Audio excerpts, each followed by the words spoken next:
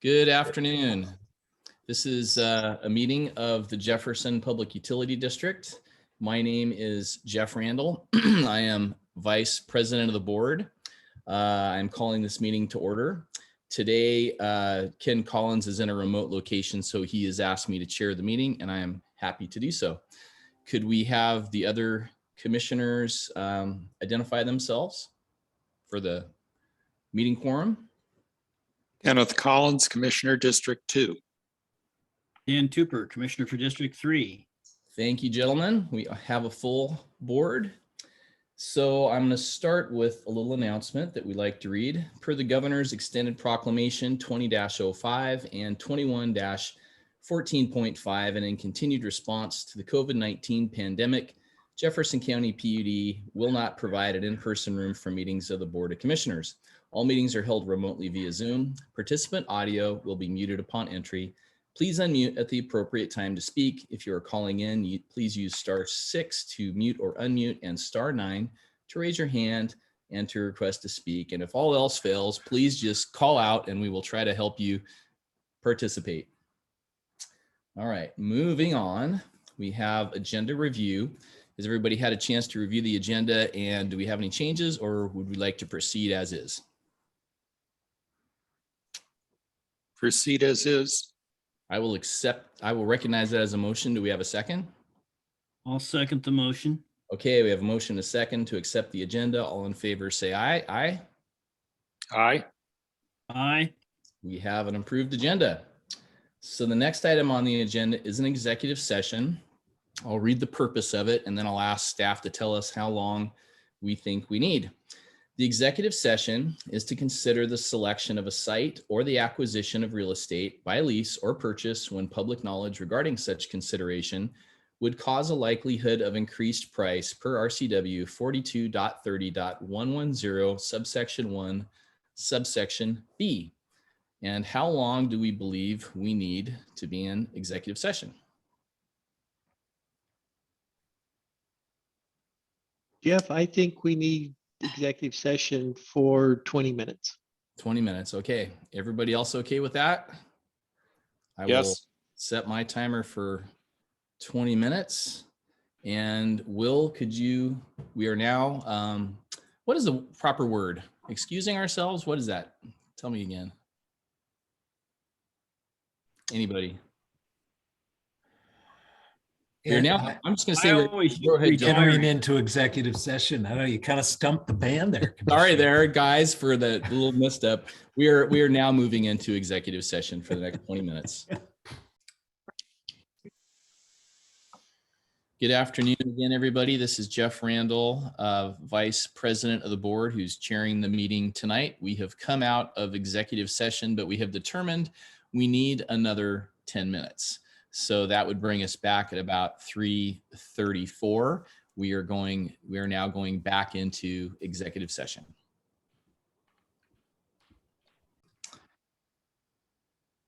Okay, we are back in our regular meeting. This is Jeff Randall, again, Vice President of the Board at Jefferson PUD. We have completed our executive session business for the evening, and we're coming back into our regular agenda. The next item on our agenda is public comment. The public comment period allows members of the public to comment. Excuse me, Jeff, have we approved the agenda? Yes, we did. We did do that. Okay, sorry. No problem. I'll start over. The public comment period allows members of the public to comment limited to 3 minutes each on any items not specifically listed on the agenda or for items listed on the consent agenda. What we haven't done, Ken, is we haven't done consent agenda yet, and that's further down. Okay. You're thinking of. Got it. No problem. Prior to any public comment, members of the public must be first recognized by the president or designated chair of the meeting and are not permitted to disrupt, disturb, or otherwise impede the orderly conduct and fair progress of the commission's meetings. After an initial warning by the president or the designated chair of the meeting, individuals who intentionally violate these guidelines through actual disruption of the commission meeting will be dropped from the meeting. And I'm sure nobody is intending that tonight. We do have a caller who needs to mute their phone, though. Might be Roger. Want to do something when you get back? Roger, can you mute your phone, please? Or mute your listening to us, or we'll help him. So do we have any members of the public? Roger, were you intending to call in? Or Will, do you see any hands? I haven't, but Roger has called in. It may be difficult for him to, once I've muted him, sometimes it's hard for him to get back. Okay, we'll give it a couple seconds here. See if Roger, you are free to go if you can get the logistics and if you have a question, comment.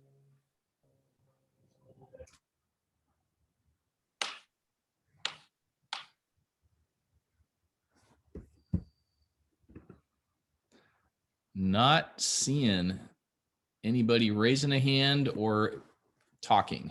So keep waiting another little bit here. There will be opportunities to comment on the actual agenda items once we get to them. And if somebody had technical reasons that they were unable to comment earlier on, we'll see if we can accommodate them later. This is 246, Roger Isley. Roger Isley, you're on. District 2. Go ahead. No, I don't have any public comments. Oh, okay. Well, it's nice to have you here, Roger. Thank you. Anybody else? Last call on any public comments at this stage of the game. Going once, going twice. All right, we're going to move on. Next item on the agenda is the Citizen Advisory Board report. Who is giving our report this evening? I assume Jessica wants to give the report. She may not be here yet. Okay. I don't know if Dawn could pinch hit on that one. You can do anything you like. Let's have you pinch hit, and if Jessica joins us, she can add on. Okay, so we had a pretty good meeting. I mean, we had a report from the Climate Change Subcommittee and basically talking about things that should be added to their agenda in their deliberations that they'll eventually take back to the board. Jessica and the Governance Subcommittee are working on amending the Resolution 2018-015. And the other subcommittees, there's a pretty, Just for our notice, what is that resolution about? that's a resolution on how the cab functions. Okay, kind of the Yeah. rule procedure. Okay, Yeah, that's the one you guys approved, that the rules of the road. got it. Thank you. And there was a pretty lively discussion about broadband, which should be included with that, and that's kind of the crux of the meeting. Okay, does the commissioner who was in attendance want to add anything? I'll just do it during my report. Okay, thanks a lot, Dan. All right, well, if there's nothing else on the cab report, we will move on. Not seeing anything, going once, going twice. All right, how about manager and staff reports? So manager's report is going to be very brief today. We're moving forward with many projects. The substation metering crew are moving forward with the AMI placement of gateways. An interesting note, we talked a little bit today about the metering system also being able to help with fire mitigation, wildfire mitigation specifically, and with fault detection. Colton's working with the manufacturer to bring fault indicators back through the infrastructure for the metering. So it looks like we may be building upon the network that's being built right now for metering and being able to use it for more than just bringing back electrical and water reads. They are working towards bringing back the water reads. Hasn't been as, there's some challenges there, but nothing that the water department and Colton's group can't work through to bring that information back. On the electric side of things, our crews are mainly working on pole change outs and projects like that. We have pulled back on a lot of projects. We are kind of doing projects that need to be done and can't be postponed till fall. Our hope this summer was to keep our crews and the police crew fairly busy, but not do a lot of extra work, such as installing conduit and stuff like we've done in the past. Part of this is we're spending some of our capital reserves on transformers and long lead items and trying to bring equipment in. And if we postpone some of these jobs till the fall time, that keeps our cash reserves up. And that's really the point on a lot of, we're not canceling projects. We're just delaying them and postponing them till spring, fall, and winter of 2023 on the winter side. So that's just a real quick update. And that's it for manager and staff reports. Okay, commissioners, any questions for the manager or staff? Not seeing any. Yeah. Oh, go ahead, Dan. I didn't see your hand pop up there. Go ahead. Yeah. So Kevin, could you elaborate or refresh us a little bit on the collectors and, the tech support or the vendor support on that? Was that all on us to do that? And as the supply chain, have we got everything we need? So in our bid, the collectors, and on our system, they call them gateways. They're the same thing in the Landis and Gear world. They're collectors, but on this system, they're gateways. That was in the bid. So the gateways are supplied to us by the vendor. The vendor helps us with the meter reads. Some of the ancillary services, if we choose to use them, for example, bringing the fault indicators back, we would pay for that programming, but it's very minuscule once we have the meters already talking back to NISC and then from NISC into Surveillance, our SCADA system. So the bulk of it, Dan, is being paid for by the meter project. And then the delivery of the meters looking forward, what's that timeline and scale of what that's going to be?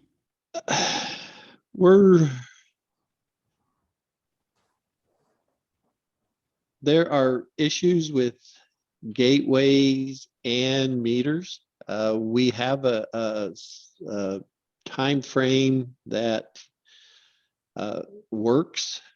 The issue that I have, and I copied Joel on an email, we still don't have an extended contract from Landis and Gear. If we and when we get the extended contract with Landis and Gear, the meter delays won't hurt us near as bad. We'll start getting 600 to 1,000 meters per month in mid-August. And as long as we extend the Landis and Gear contract, smooth sailing. If there's a hiccup in that, then we will come back to the board with some very creative solutions to get us through that. But I believe we will get an extension of the contract, but I don't know that for sure. Thank you. Any other questions from commissioners for staff? Any members of the public, anything come up that had a question on? Not seeing anything. Okay, let's move on to commissioner reports. Commissioner Collins, are you able to give a report from your location? Yes, I am. Okay, please do. So on the 9th of June, I attended a meeting with representatives from Beckett Point, and Samantha and Kevin were part of that meeting. It's part of an ongoing discussion over the sewer rates, which they're asking us to justify.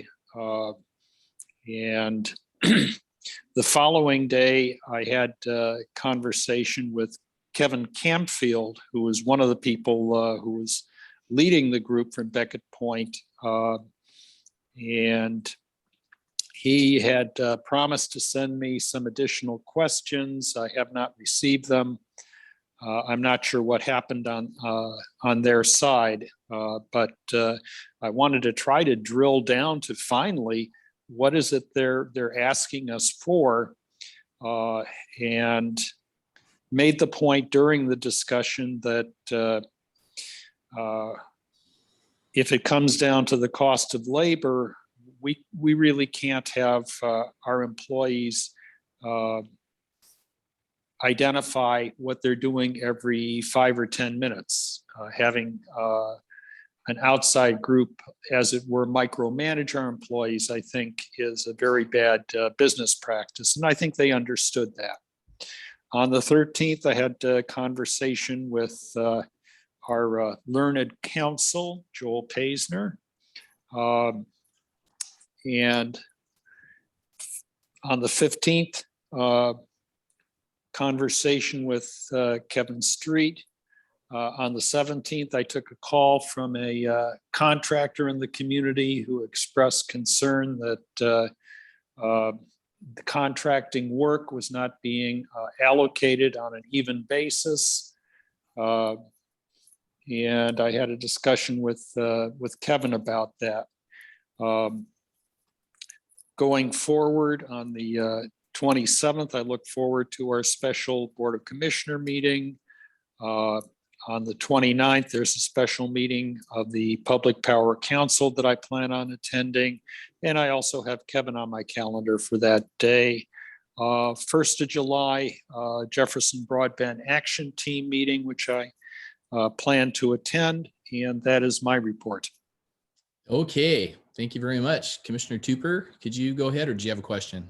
Yeah, I wanted to, it's probably aimed more at staff than at Commissioner Collins. Did we supply the people out there at Beckett Point with the FCS cost of service study and the rate projections and all that? Are they familiar with that information? Or Yes. Okay, so they have that. So, all right, good. And then, all right, so I'll go ahead and start my my report. So on the same note, a little bit, since Commissioner Collins mentioned it, I also have been hearing from contractors. I've been hearing from a lot of people, two topics. One is broadband and different things about broadband, emails, you know, phone calls, and even catching me out in public when I'm around, you know, and ask questions. I'll go to the contractor related. When I'm hearing, you know, the same kind of questions from multiple entities about the, you know, the fairness of how we're distributing work. And I haven't had a chance to talk to the manager yet in real detail about that. So I wasn't really going to mention it, but since Ken has, I'll say that I received some of those same contacts, so that it's not just one commissioner that's being contacted, and just how, I guess, what our policy is about how we distribute emergency phone calls for emergency work, or how our small works roster is functioning. Because some of what I'm hearing is there's a bit of a feeling that maybe it's some sort of retribution because of the vaccine mandate. That's one of the issues I've heard. There's others, but that's the one that seems to be, you know, the most prevalent. So again, perception is everything a lot of the time, and we need to make sure that we're not being perceived that we're, you know, doing something like that. So I'll just leave it at that issue at that for the moment. I attended the NONET meeting on June 8th. NONET's financial position is still on a positive trajectory. NONET board voted to direct NONET to draw $300,000, of bond funds to begin work on the operation at the Pittick building in Portland that we heard a little bit about from, you know, the CEO of NONET at a meeting a while back. That process will require more bond monies down the road in the process. And NONET will use some of the operating revenues that they have, because they're showing a little bit of a surplus, to cover costs as well. The project's estimated at $640,000 to $695,000 in total costs. And that will they'll also start to set the groundwork for moving some, or potentially moving the majority of their operations over to Hillsboro, Oregon down the road. But no money is to be expended at the moment on that. They're just kind of laying the groundwork talking to people and getting quotes on stuff to see what that will look like. So there is another component that will go along with this PIDIC work as time progresses. I attended the Citizen Advisory Board meeting on June 13th. And as Dawn said, it was basically subcommittee oriented, reports from the subcommittees. There wasn't a lot of other business that took place. The broadband subcommittee questioned why there had not been a response to the questions that they generated, I think back in May after the last meeting. And those questions that were sent to the board, I told them, in my opinion, was that the board, maybe, I don't know if the other two commissioners had responded or not. I've since talked to the broadband subcommittee members individually. And I told them that basically at the meeting, though, that I just didn't believe we had the opportunity as a board to really discuss those questions in any length or detail. I'm hoping maybe that meeting on the 27th, that's something that we can incorporate into that meeting as a discussion point, or maybe some sort of a guide for how part of the meeting would go. Again, I'll ask the other commissioners for their opinion about that as we finish up on our each individual reports here. Also was a discussion, again, I think Dawn alluded to this, the Climate Change Subcommittee, about a proposal to use the PUD newsletter to address climate-related issues. Pretty robust discussion on that.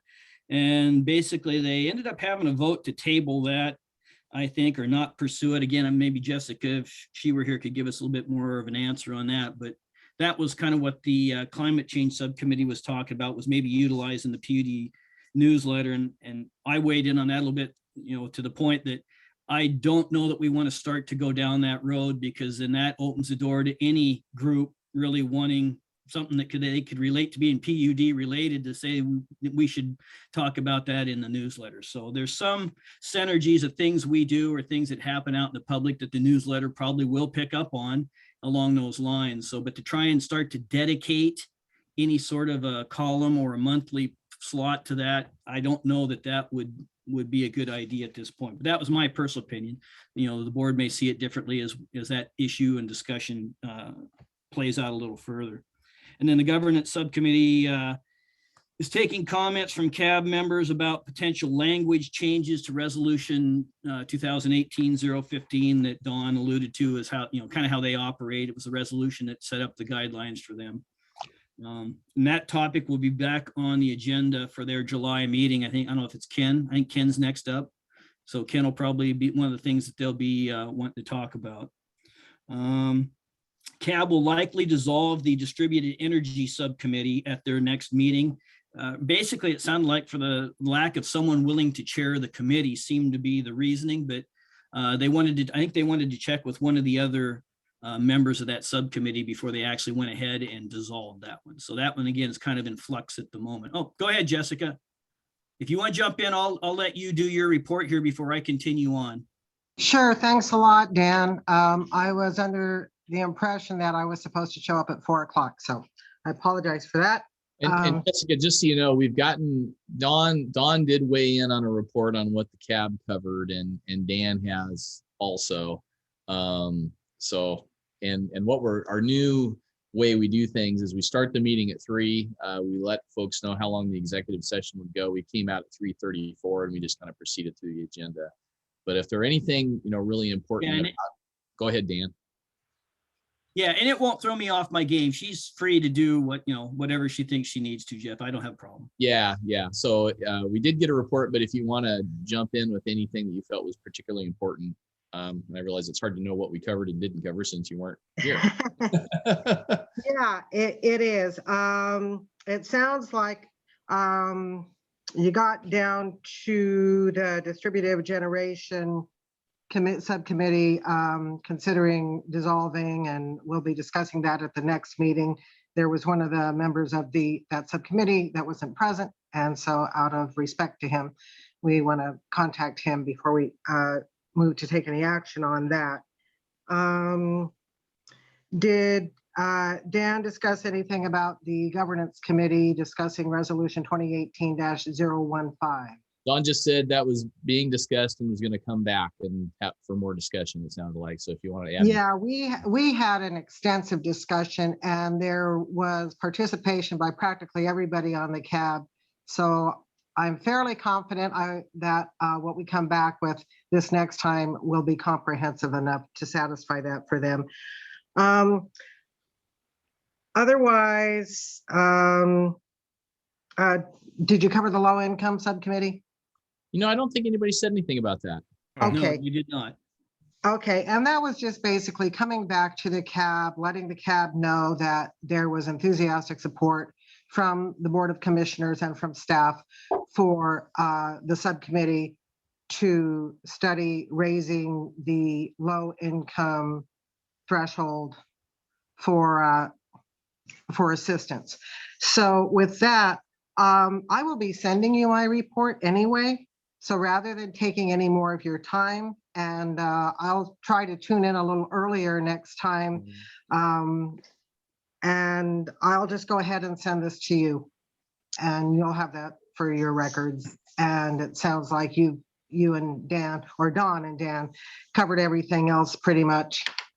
Okay. So I'll leave it at that rather Yeah, than. And draw copy out the- Cammy with that too. Oh, I always do. All right. Thank So you. thanks, Jeffrey. Oh, good to see you, Cammie. So please continue, Dan, with your All report. right.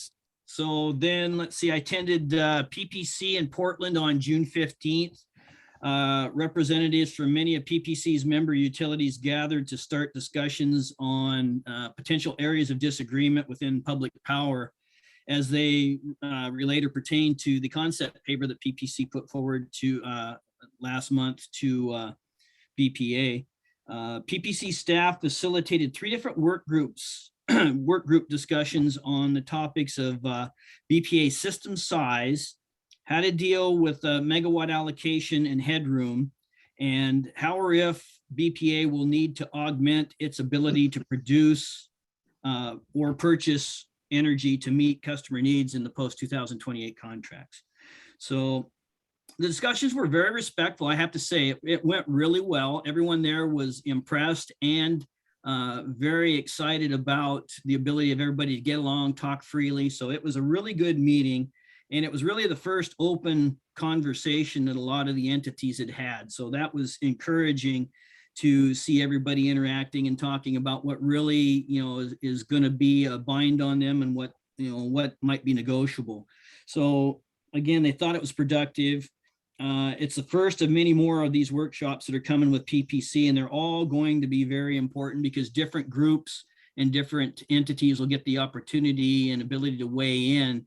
There was only, like I said, there were about 50 people at this one, probably representing about 30 utilities out of, that's about a third of PPC. So it's going to always be a little bit interesting to see who shows up at the next ones and if the topics, migrate to something a little different. The length of BPA contracts wasn't something that was discussed. I think everyone's kind of looking at that as though BPA is probably really going to dictate or mandate how that's going to work, and just the products that they'll offer. Well, everyone will have to determine just whether or not, what products they want and how they're going to have to work with BPA to get that over length of terms of whatever it is that they want to do. The issue of the residential exchange was mentioned. And the story on that is that BPA understands it needs to be part of the process, but it's going to run it on a parallel set of tracks. They're going to work and talk about that separately, but knowing that it has to work, it has to harmonize at certain points and in certain ways with the contracts. So that's a big issue, that residential exchange. So that's another one to keep your eyes open and ears open. If we get emails out about that, there may not be as many opportunities to weigh in on that residential exchange issue. So that's something that you're really interested in following. You should probably really pay close attention to the emails as they come out that reference that particular issue. And obviously BPA may offer more of those type of meetings if you're able to follow BPA's, go on their website and see what meetings they have coming up. What else? Another one of the main discussion points at that meeting revolved around conservation, particularly past conservation efforts and infrastructure type of capital improvement that utilities had undertaken in conjunction mostly with BPA, but some as utility themselves, their own programs that they've enlisted to help cut down on their usage, obviously, and how they're going to get their value out of that. now and moving forward. That's going to be one of the bigger bones of contention if I have to pick one. You know, the headroom is going to be an interesting one as well in the allocation, but this one about conservation, I think Seattle City Light said they'd spent $400 million over the course. I don't quote me on that number, but a large amount of money over the course of several years to cut down on their load. And so again, there's some of the bigger generators that this is going to be a hard sell for them on how they're going to get that value credited back to them. So again, that was one of the major points I think is going to be in contention along the way. I met with Kevin Street on, let me see, what was the date on that? June 16th.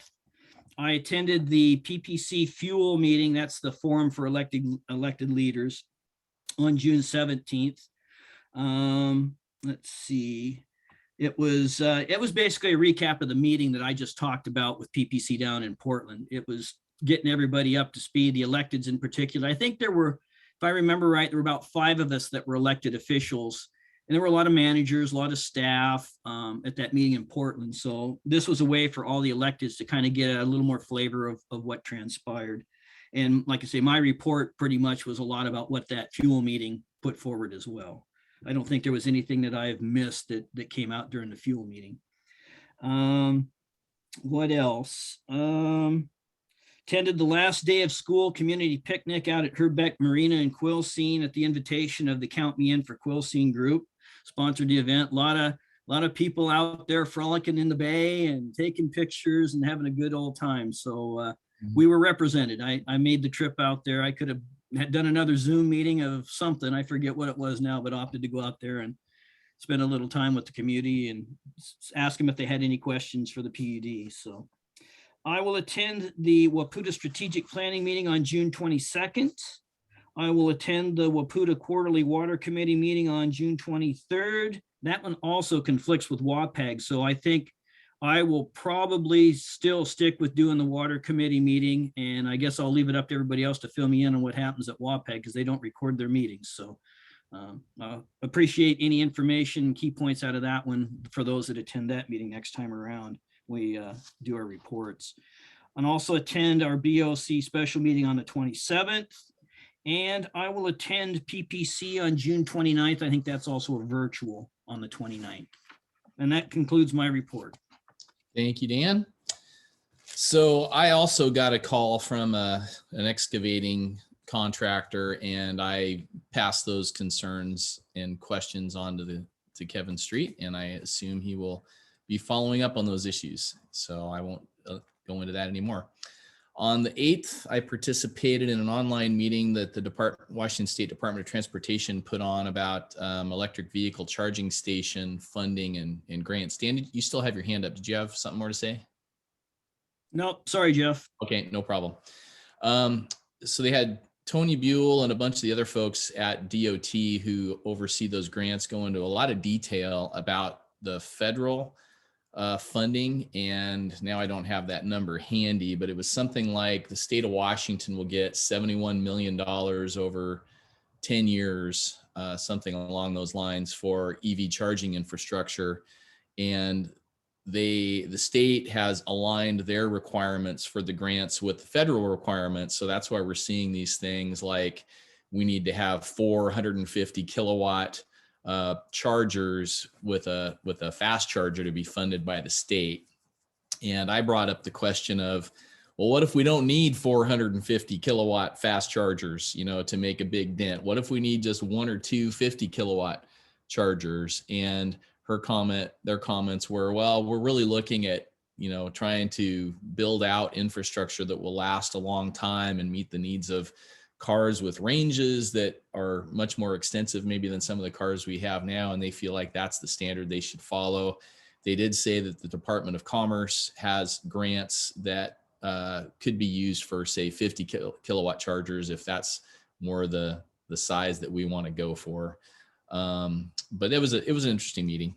On the 9th, the EDC team Jefferson has a subcommittee on their bylaws, and I'm on that committee, and we're trying to rewrite the EDC bylaws so that everybody knows the procedures and what a conflict of interest is and lots of other things that affect the EDC as they morph into a new organization.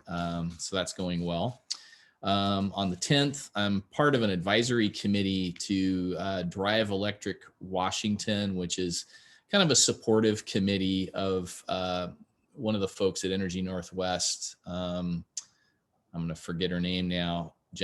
Jennifer Harper is on that group, and there's people from electric vehicle organizations in Seattle, et cetera. So it's just a nice way for me to plug in to hear a little bit more of what's being discussed of electric vehicle charging pushes and so forth. So we had that call on the 10th. On the 14th, the Climate Action Committee met.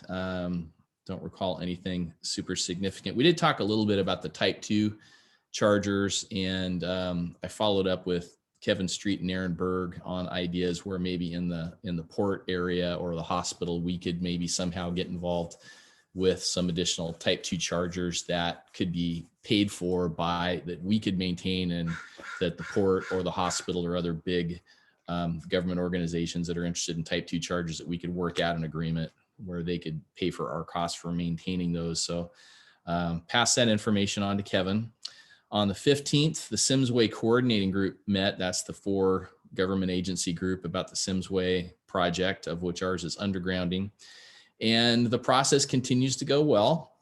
The port and the city seem to be very happy with the consultants they hired that are working with the stakeholder group. The city had a vacancy on the stakeholder group, and they have filled that. So they've got a new person that's coming on board. And I'm sorry, I don't have her name down. It's one of the, this is going to sound terrible. It's the wife of Walter McQuillan. I can't remember her first name. I don't have it written down here, but she's joining the group, and sounds like a good addition. They did reach out to the Poplar Alliance again, asking if they had someone who wanted to participate. And apparently they didn't get really a response. And their goal is to report to the city's Parks and Recreation Committee on August 23rd. And they're going to hold an open house on August 6th. And I think it's going to be at the community center, kind of from 10 to 1 timeframe. And the idea would be to share the progress that the stakeholder group has come up with so far. So if members of the public kind of want to see what the latest discussion on the Simsway project is and weigh in and offer ideas and suggestions, it's a chance to see the work that's been done so far and some of the alternatives and so forth, kind of a work in progress meeting. So open house on the Simsway project, August 6th at the community center, I believe between 10 and 1, but there'll be more notice coming out on that later. Met the city's new Parks and Recreation Strategy Director. Her name is Carrie Height, and she comes to us from the city of Redmond with a lot of experience on parks planning, and she's working with the city and the county and the other stakeholders on some needs that we've had in our county for a long time for parks, kind of coordinated parks planning and things like, do we ever want to try and see a replacement of the city pool, with a more regional aquatic center? So she's a really neat lady, and it was nice to talk to her about how, governments are working together to try and solve problems. So that was nice meeting. Let's see. And then on the 17th, had a meeting with Kevin Street on looking ahead. I'll be participating in Energy Northwest Executive Board meeting on the 22nd. On the 23rd, the EDC Bylaws Committee is going to meet again, and the North Olympic Development Council will be meeting. I'll be at that special meeting we're going to have on broadband on the 27th. And then looking further ahead, personally, I'll be doing some camping to Sun Lakes on the 28th through the 1st, so I'll be out of town. Fiddle Tunes is the week after that, but I'll be participating in our regular board meeting that we're going to have. And I'll be also camping in the Leavenworth area from July 10th through the 14th. So I'm probably going to miss the Waputa meetings in Wenatchee. Dan, did you have a follow-up question?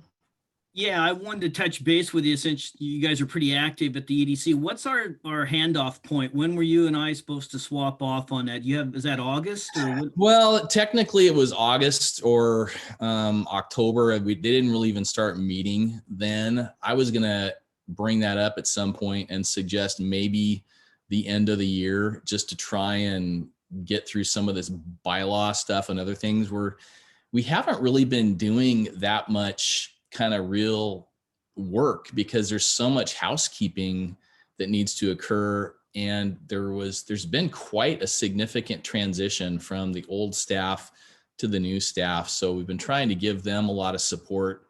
And they've been having to go through their whole accounting systems and hire new subcontractors on things. So unfortunately, we haven't really got into kind of the meat of economic development planning. We've been doing a lot of housekeeping. So I was going to ask if I could stay on through the end of the year just to kind of try and see those projects through.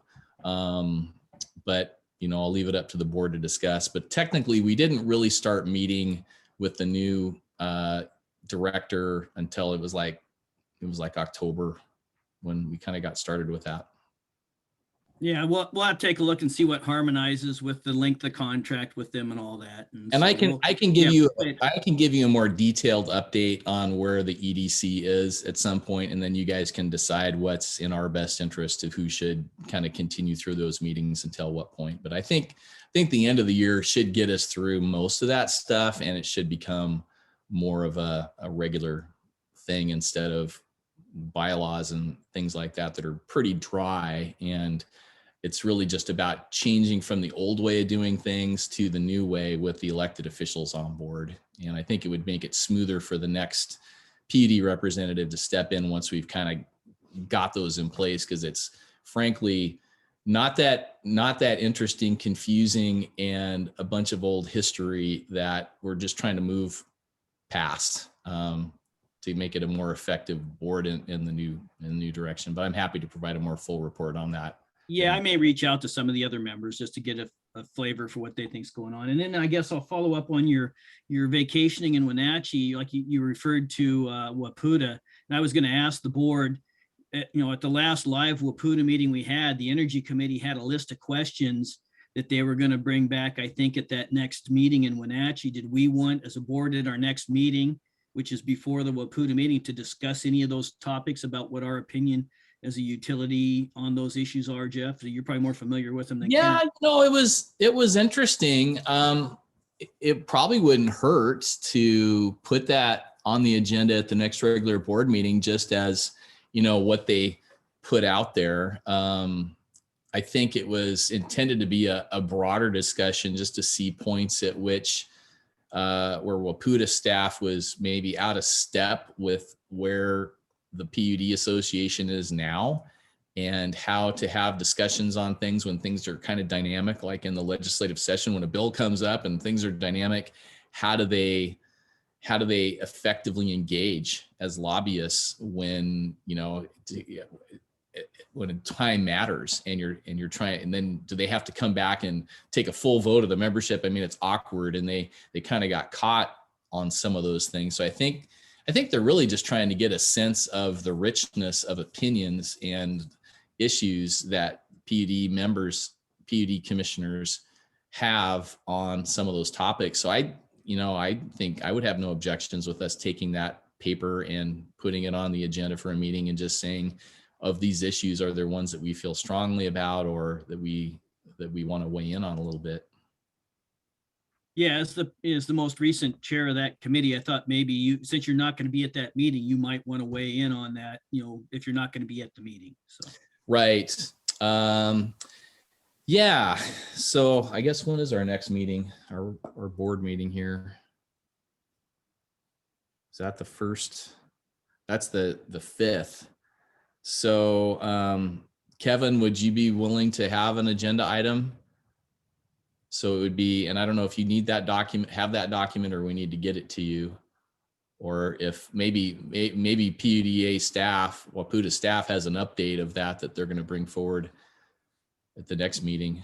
Yeah, if one of the commissioners could send it to me, or like say, I can go to staff, Waputa staff, and see if I'll reach out to Nicholas and ask him for that, or if they have an updated one that's going to be considered at that meeting, and then we can discuss a little bit. So I'll do that. Any other questions, Dan? Yeah, one last question. Again, that was an open question from my report. Do we want at the meeting on the 27th, as part of the discussion, I don't know if you my fellow commissioners have responded to the CAB subcommittee on broadband, or even to JBAT, because I know JBAT produced some questions as well, and I haven't been to a JBAT meeting in quite a while as well. So is that something else we need to discuss or at that meeting, or do you guys feel comfortable that you've responded to those subcommittees? Yeah, thank you for bringing that up again. I meant to say something about that and forgot.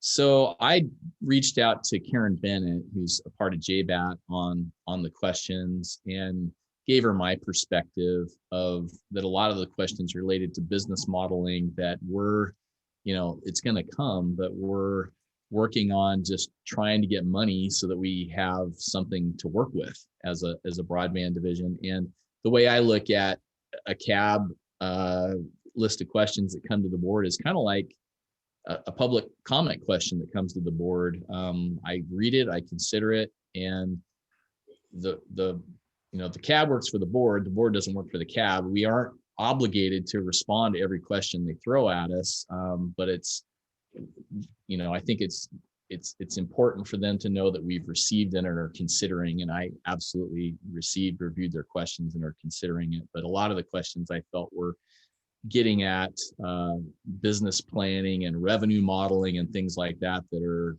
that's to come. But those are my thoughts on that. Did you have anything more, Dan? No, that's it. Thank you. Ken, did you want to touch base? Yeah, it's my impression that a lot of the questions that the JBAT executive committee had were answered in the presentation that was done with Doug Dawson. And in the meeting following that, they expressed appreciation, but it didn't seem like there were residual questions that remained unanswered. And unfortunately, my phone is dying, so I need to sign off before it cuts me off. So I will trust my fellow commissioners to carry on in my absence, and look forward to joining you all on the 27th. So okay, have a good night. Thanks for tuning in, Ken. You are excused. Tom Tiers, did you have a question that related to something in the commissioner reports or a statement? How come your phone, you couldn't? I did. Thank you. Thank you. You hear me okay? Yes, we can. Okay, sorry, there was a little crosstalk going on. Yeah, since you brought up in your report the poplars, I was wondering if you all had been aware of the report that was shown on King 5 TV yesterday afternoon. They interviewed only one person, representative of the Poplar Alliance, and she said that basically they're getting ready to file suit. So I hope you're aware of that. You probably are.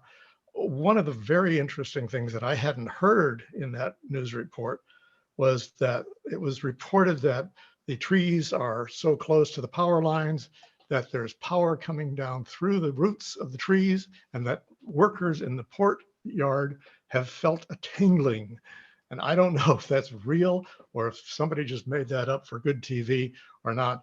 But I'd like to know a little bit more about what's going on there. And is the PUD just going to go ahead and do the right thing, in my opinion, and just get on with the project, or is this going to be held up forever? So that's kind of my comment. I can respond for you. Yeah, I didn't see that report, but I did attend a meeting that the Poplar Alliance held a few weeks back, and there were people in their audience who were encouraging them to sue. And at this point, there's no kind of actionable permit or anything that they would have a basis to sue on. And of course, this is America. Anybody can sue anybody anytime over anything. But yeah, the city and the port are aware of the issues that the Poplar Alliance have brought up, and they've got legal staff and are I think aware of things, and we certainly have very capable counsel, and I think we're aware of what our rights are. And we have, the thing about the difference between the Poplar Alliance and the city and the port is that we have responsibilities. We have responsibilities to our customers to maintain service. The port has responsibilities to manage their land, which that 20 to 25 feet of green space with the poplars on it is part of the port property, that their primary mission is economic development. the city has responsibilities for safe pedestrian access along Sims Way and other issues, as well as they regulate the public trees in the city, whether something should be cut or what it should be replaced with. So we all have responsibilities. And I think that's the major difference between the outlooks. And of course, this is America. There's freedom of speech. People can say what they want. And but actually, the thing about the tingling and people's workers down there, that is there's basis in fact for that one. Kevin, I don't know if you want to just briefly, just for public information, share what that was all about, just so we get the right info out there. So, and part of this started years ago. It's when a lot of the boats, when they bring them in and set them up, they used to drive a ground rod by the boat to keep the tingling. So there is reasons why they may feel something. We have addressed the issue short term. They're also, I don't know if people look, but the trees are approximately 10 feet away. Last year with the new growth, when the wind would blow, it would actually arc on the trees and kill. You can see some brown spots, or you could last year on the trees. And that's really what brought this whole project up, is the port and the PUD need to make some changes in that area. So what those changes are to be determined.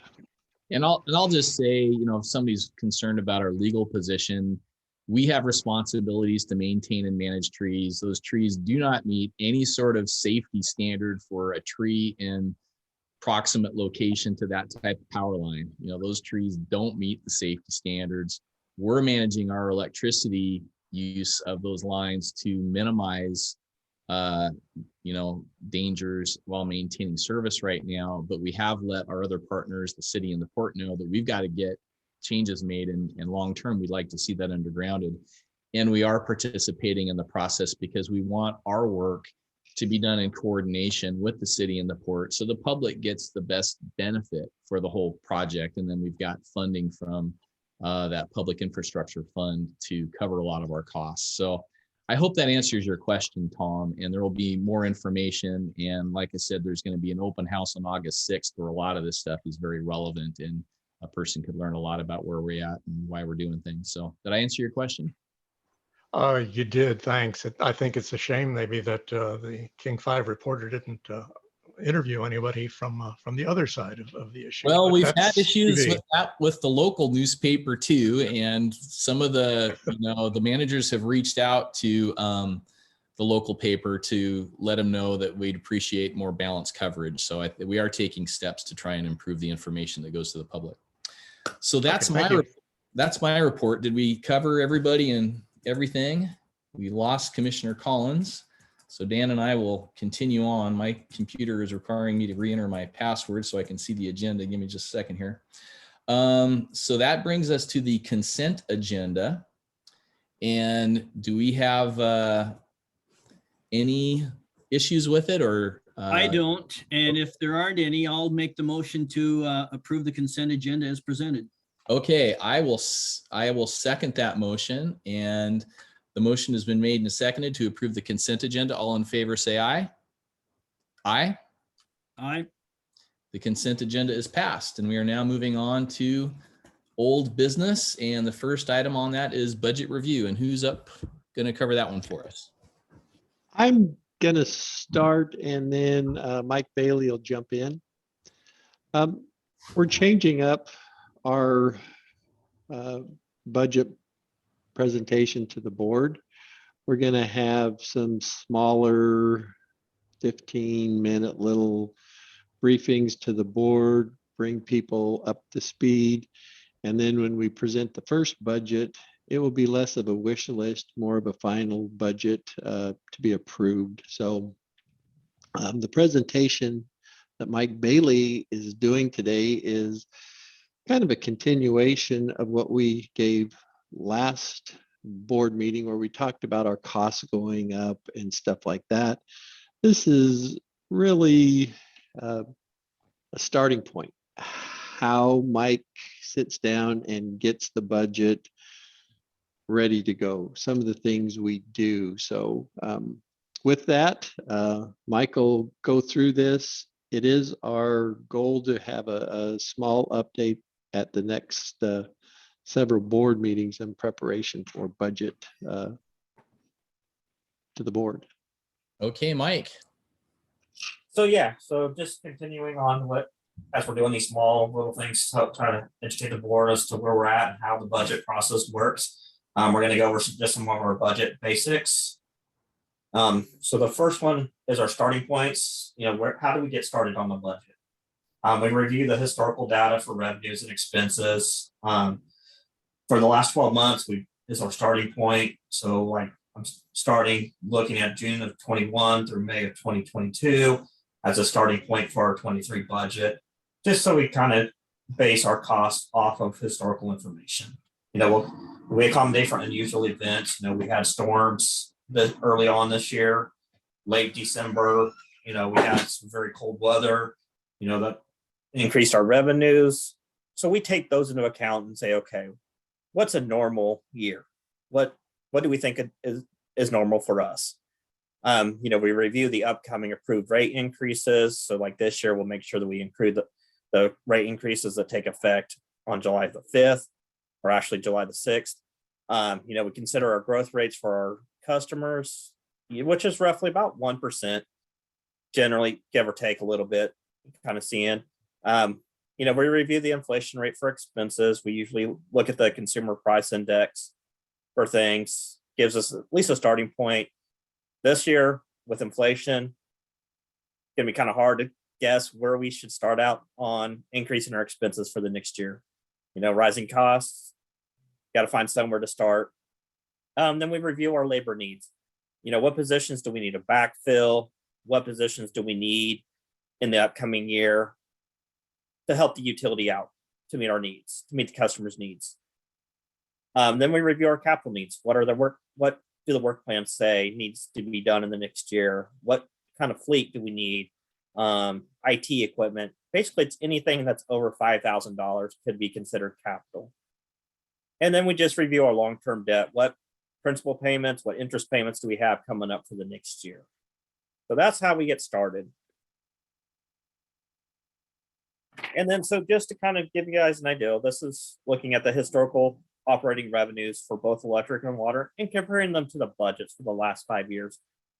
As you can see, we've been pretty close. Some years, you know, where water was a little bit under our budgets, but for the most part, we've been pretty close over the last 5 years for those. Commissioner Tupper, you have a question? Yeah, in regard to your last your last slide, I think it was the first bullet, the historical data. Obviously, you know, the historical data is going to be skewed a little because of inflation and other issues, and we've somewhat gotten used to the COVID routine of impacts. But my question is going to be, now that we're looking at the retail broadband, what are we going to use as kind of our revenue and expense sheet to determine what that's going to look like? Particularly, I know the grant money aside, what the actual utility costs are going to be. How are we going to show that for the purposes of looking at the 2023 budget? Mike, can I jump in here? Go for it. Okay, I don't mean to steal your thunder, but on this one, Dan, we're going to use a lot of the information that's been prepared for us by Doug Dawson. We're going to use some historical information because we do a lot of fiber work in the past. In Mike's programming, he can put the people that we need into the budget. And so it's not that hard or that far from what we do now. It's just on the broadband side, Mike will put in different people. He will use some of the estimates that Doug Dawson has gave us, and then I will sit down with Mike and we'll go over and come up with a logical way to predict some revenues and that kind of stuff, and the capital, because revenues are fairly easy. Capital expenses are a little bit harder to get in the budget. I hope that answers your question. It's a starting point.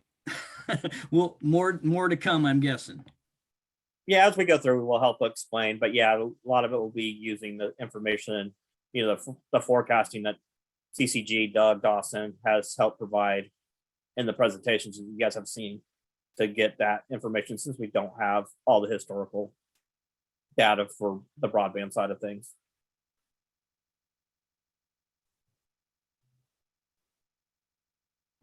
So yeah, just going back to that, are you good there, Dan? Or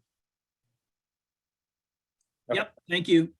all right, so just going back, just kind of showing you numerically how our revenues have been compared to our budgets. We've been pretty close, usually a little bit over budget on the electric side. Water, for the most part, has been pretty close, a little bit over here and there, over it. And then just to show it graphically, you can kind of see the comparison over the two for the last 5 years. That we try to stay pretty close. We try to, things do change, temperatures, weather does affect the revenues from what we budget, but we try to accommodate for those as we go through. Next one is our operating expenses. We usually do overstate our expenses a little bit, so that's usually why we are a little bit under our expenses compared to our actual expenses compared to our budget expenses, just to help keep our cost or understand our cost and make sure we have enough money for unexpected expenses. And then just showing it graphically how the actuals and the budgets compare to each other. Then the next thing that we do, so operating revenues, operating expenses, those are all fairly easy to budget, because there's a lot of historical information, things that, hard facts that you can go by. The ones that are harder are the things that affect the balance sheet. And how they affect the balance sheet is they're the capital purchases. It's our things that are over $5,000, which includes our fleet, our IT equipment, tools, a building like Auto Street that we bought this year. Then we have the capital projects. We have the electric 4-year work plan. We have the water 10-year work plan. Broadband's going to have their own capital work plan that we're going to have to accommodate what needs to be done in the next year. That all goes on. It just doesn't hit the income statement. They only hit the balance sheet of things. And then, of course, our debt payments. We show interest expense monthly just because we report it monthly. We don't actually pay it. But you have the principal and interest payments that some are paid monthly, quarterly, semi-annually, and annually. That all affect our budget, and we need to make sure that we have accounted for them.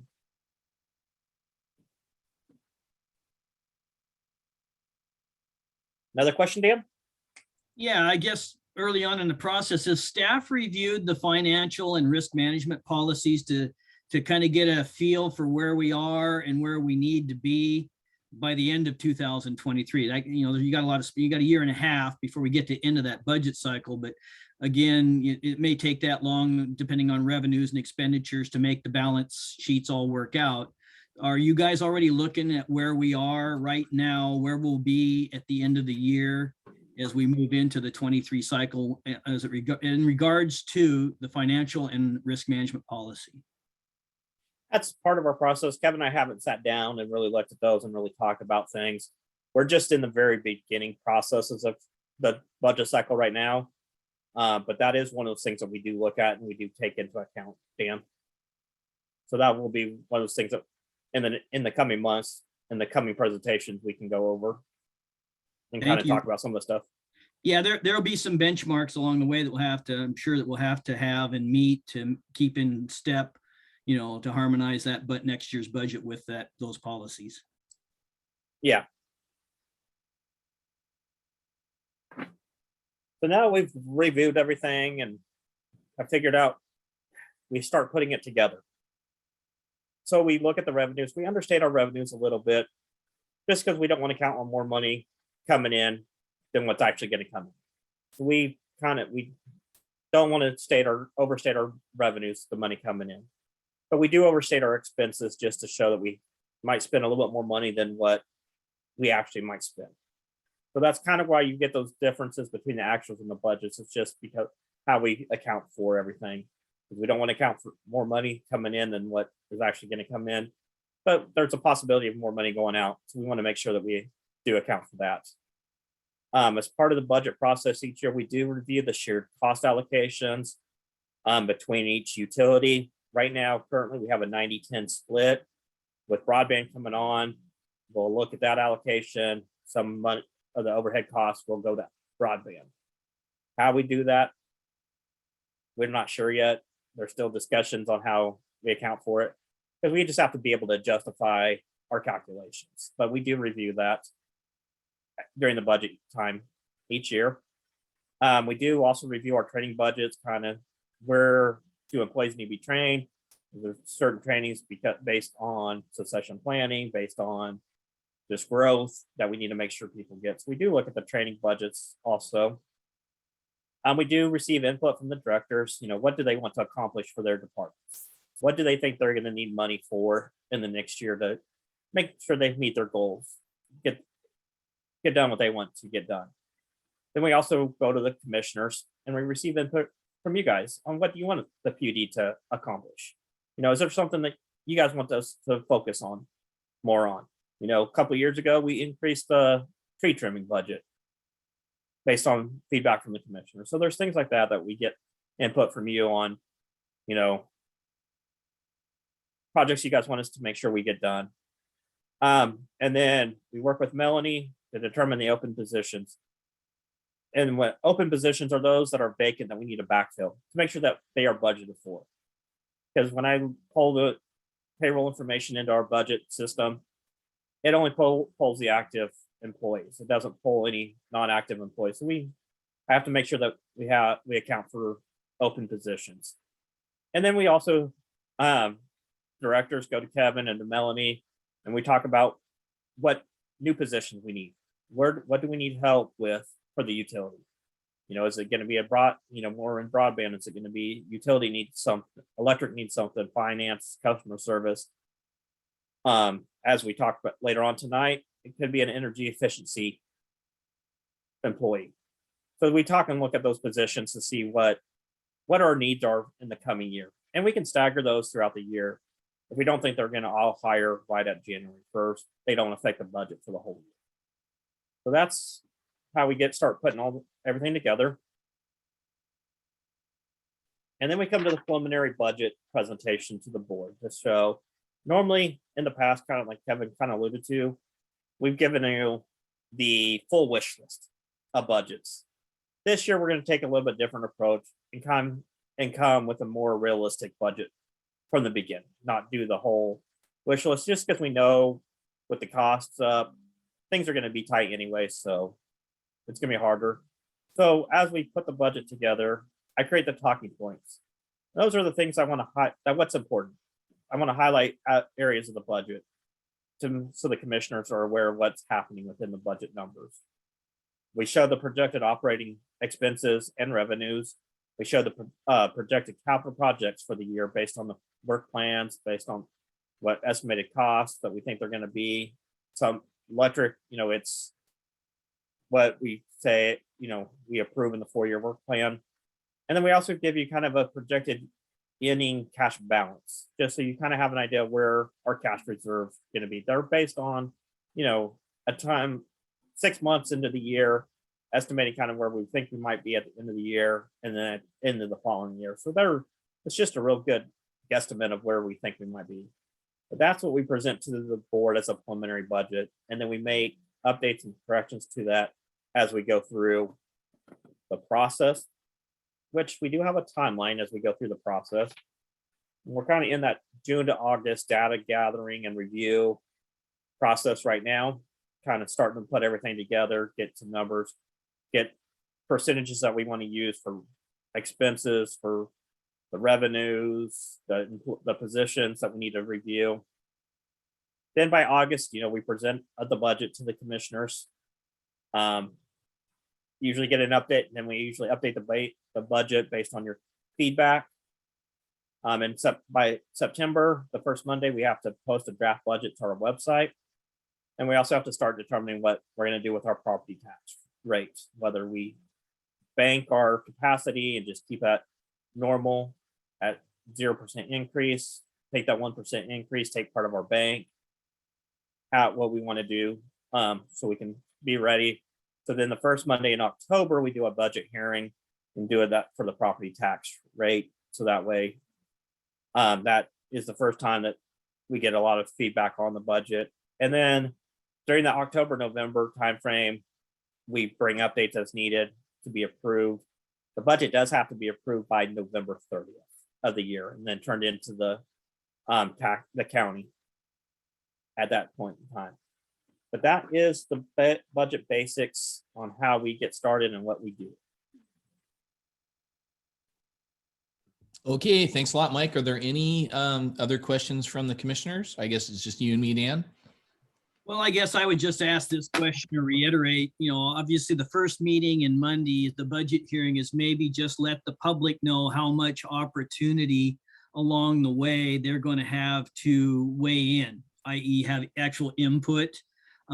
Or is it just going to be at the October hearing will be the public's only chance to weigh in? Maybe we can give a little bit of idea of how the process will work for the public.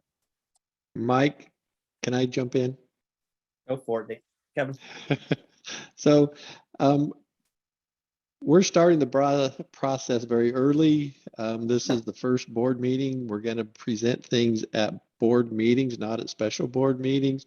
The public will have a lot of opportunity to not only see the process, but the numbers that roll out. So we think the process that we're lining out here will be very open to the public. They will be at these type of meetings. So we think, Dan, there'll be more access and more information shared with the public this year than in years past, based on how we're bringing the budget forward.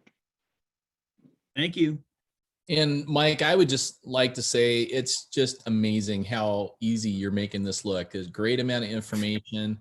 You're getting it to us early. I just think back to, 9 years ago when, boy, budgeting and audits of the budget and all that stuff was like learning how to ride a bicycle on two wheels going from training wheels, and we just kept falling over, and now you guys are so professional, and I really appreciate all the work that the finance department does. So thank you for making this possible, and Kevin, thank you for your expertise in estimating costs and managing things so we stay so well in balance. I really appreciate your work too. Any public questions on the information presented? There will be more opportunities to weigh in on the budget. This is just a preliminary look, but any questions or comments? Going once, going twice. All right. Moving on. Sorry, my computer keeps going into talking about energy efficiency. It keeps going into energy saver mode. So I've got the RS. So we didn't have any action to take on budget, correct? It's just an intro. Okay. Yeah, just an intro tonight. All right. Thank you so much, Mike. So the next item is the RESP loan documentation. Who's going to lead us on that discussion? That would be me. Okay. Take it away, Mike. So it was been almost a year now that we brought forth the opportunity to do it's the Rural Energy Savings Program loan program through RUS. So we're just I'm finally getting back to finalize some documentation up here.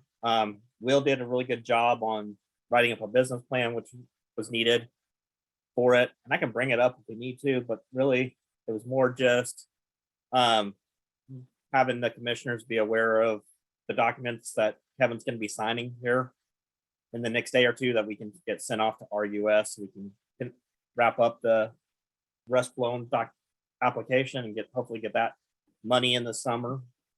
But it's a loan application letter, the business plan, and then some environmental stuff, agreements that we had to sign. So it's really just bringing forth one more time before we wrap everything up to the board to see if there's any other questions or if they had anything on the business plan Like I said, Will did a really good job putting that together. So not sure if anybody has any questions on anything or.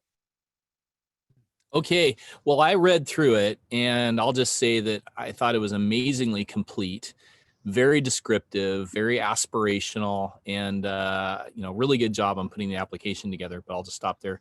Dan, did you have a question or a comment?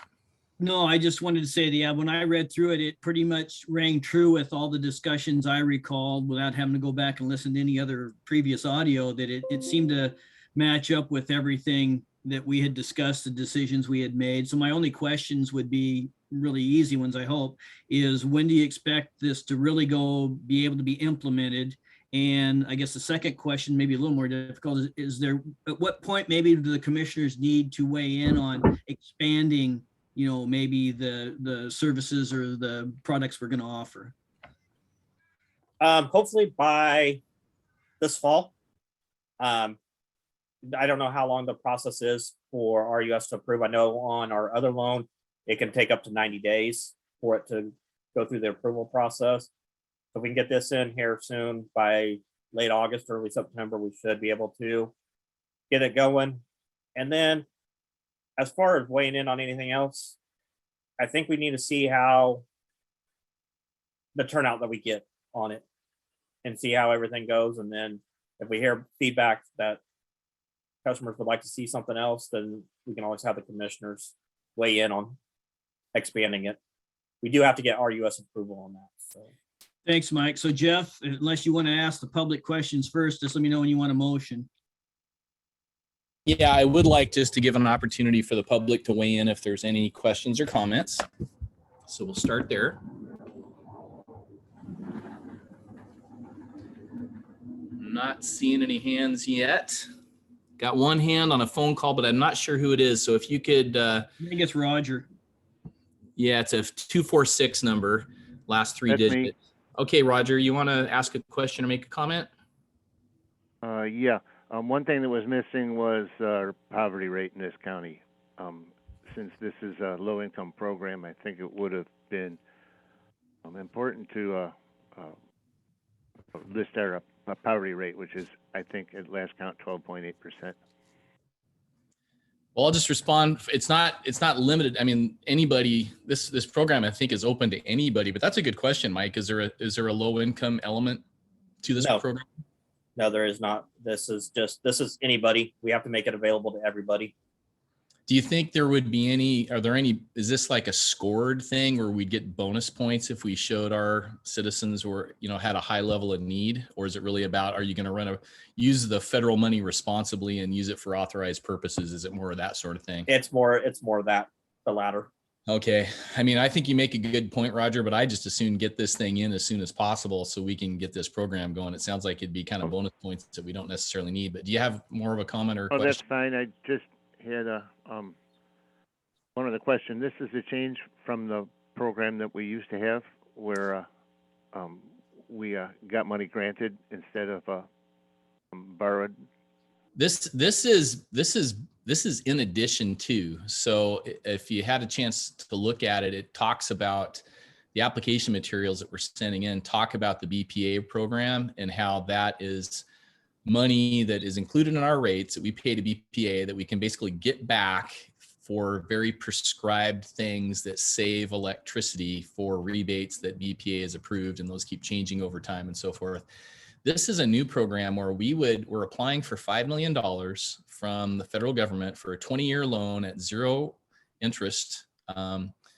And we would use the money to offer it to our customers for lots of various purposes, saving energy, putting in ductless heat pumps, and basically it would pay the upfront cost of the work.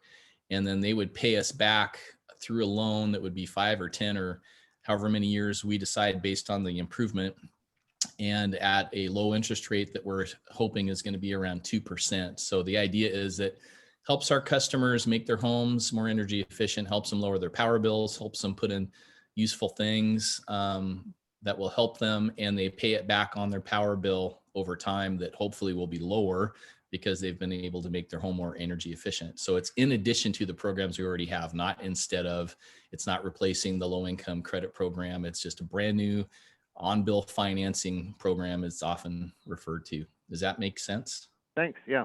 I'm sorry. I had thought it was a BPA program. I didn't read. No, the this is new. Lots of organizations offer it.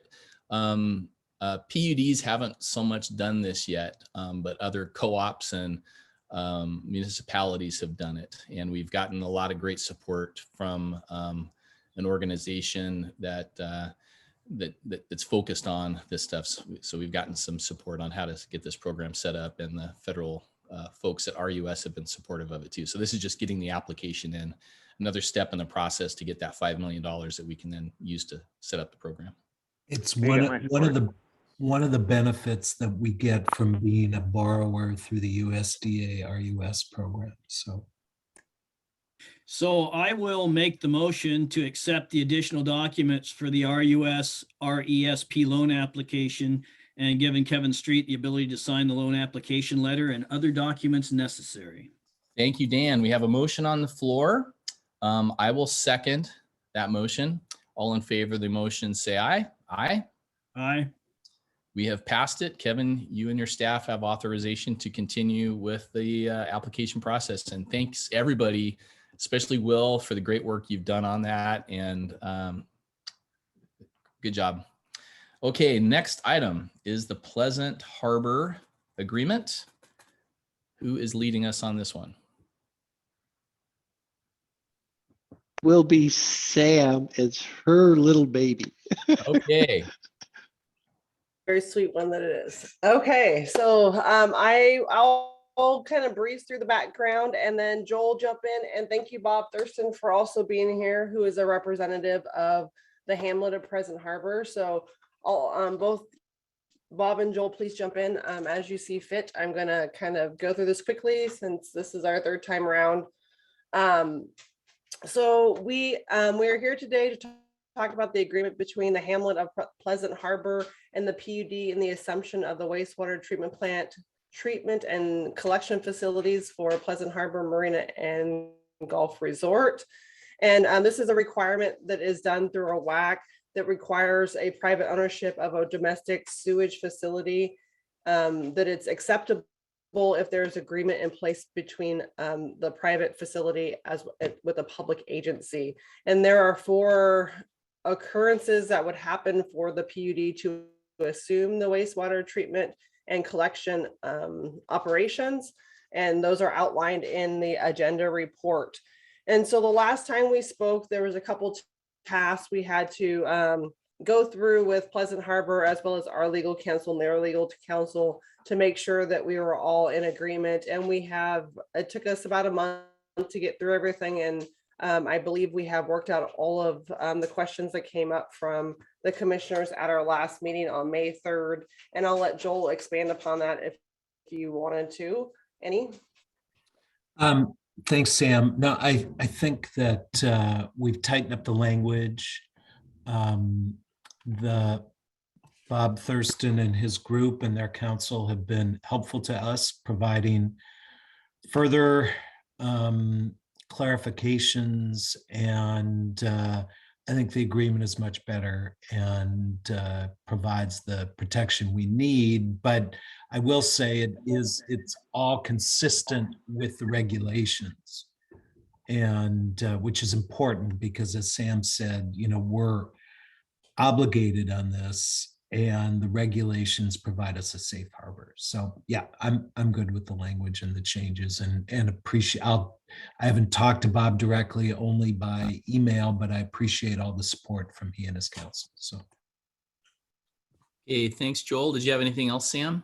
No, I just wanted to open up for questions, if there was any on the agreement, and hopefully there's no typos. So if there's questions before I make my final recommendation to, yes, Commissioner Tupper. Yeah, thanks for all the hard work on this, on the legal side of things, on all the entities and your department, you as well, Sam. It's obviously in my district, so, and I know the litany of hoops that have been jumped for the people down there doing this project to get things along. And I know this is just one more I to dot or T to cross for them. And I'm aware that this is a default type of a situation. We're only, so the public understands, this is only our obligation to take care of things if things go wrong. I have no doubt, I'm pretty confident that the people that are in charge down there are going to do the right thing.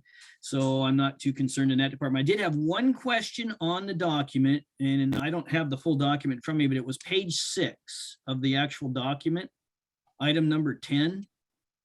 Do you have that in front of you, Sam? I'm scrolling to it now. I It could had to do- share for the Yeah. the transfer back to ownership to PHP. I mean HP. Yeah. There was a one line in there that had to do with on request by the PUD verifiable cash flow deficit experience. I think it was our ability to make sure that we got above and beyond costs of taking over and doing whatever, that we would be recouped for those. I guess I'd ask legal counsel, is that language good enough for us to recover our cost? If I'm understanding that section correctly. Yeah, I mean, we had some pretty direct discussions about, the overall recoupment of cost and our ability to, one, if we're obligated to step in, do we have the ability to operate and charge our rates and fees to those customers? And we do, but that's also over and above the obligation of the owner to pay us, which is, captured in this paragraph that you have. So it is pretty much belts and suspenders. And I think we're in I'll be honest, we're in as good a position as we can be on this, given that, there's a lot of things you can think about that could go wrong, that, if we're having to operate this thing. I mean, we're not in a position where we want to, but if we have to, we are in the position of taking it over, operating it, and collecting our costs ultimately. Thank you. That was my only question. Okay, I have no questions. We've had a chance to look at this several times. I understand the principles of when and how we would step in, and hopefully it never happens, but we're there for the public if we need to be. Roger, I think Roger still has his hand up. Did you have a question on this, or is this a leftover hand from the previous item? So if there's any public that want to weigh in on the agreement for assumption of operations from Pleasant Harbor Marina and Golf Resort, this is the time to make them. Questions or comments? Okay. This is Roger Isley from District 2. And we can hear you.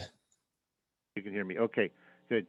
Does this agreement just say that they're paying us for operations and maintenance, or will other expenses be covered as well? Sam, do you want to try and respond to that? Administration in general. Or clarify? Expenses I'm talking about. I can maybe step in. I mean, the only thing that's not covered in this are capital expenses that the owners have incurred previously over time. So I would say O&M costs would include any cost of administration. It's pretty comprehensive. So without knowing exactly what you mean by administrative costs, I think they're covered by O&M. Okay, thank you. Thanks, Roger. Any other questions or comments on the agreement? So I'll make the motion to adopt the resolution in tonight's packet approving the general manager to sign HPH PUD assumption agreement. Okay, I will recognize that motion and I will second it. Any further discussion? Seeing none, all in favor say aye. Aye. Aye. The resolution is approved. Thanks, commissioners. Thank you. Thanks, Sam, for your work on that. And the next item, bear with me for a second. Okay, RESP we did. Pleasant Harbor we did. We're on to the electrical rates increase. So this sounds like it's a report on what is scheduled to happen. So who's leading us on this one, on the electrical rates? So I will jump in and then Mike will follow. Um, The board has approved these rates, but one of the things we told the public is we would review. This is part of our budget review. So it's odd to see it on the agenda because it doesn't require a vote or anything, but this is just part of what we've told the public we will do. And so Mike, jump in here. So all I did was I included in tonight's packet was the rate schedules that you saw last year in 2021 with the resolutions 2021-012 for the water rates, and then also 2021-015 for the electric rates, just to kind of bring back up the rates that were approved through 2024 for both utilities. It is, we do recommend that we continue with them. Just with the rising costs, the rates also not only pay for our operating expenses, but they also pay for our capital improvements. So, if you look at our income statement, it does show that, we're making money, but that money's reinvested back into the utilities. We rate finance everything. So we have to make sure that we have money coming in to pay for all of the costs and everything. But there was questions after the last rates. We just want to bring forth again what was included and what was approved. So I didn't put everything together because there's too many revenue classes and rate classes to go through, but we can answer if there's any specific questions or anything on them. But this is just a reminder of what was approved.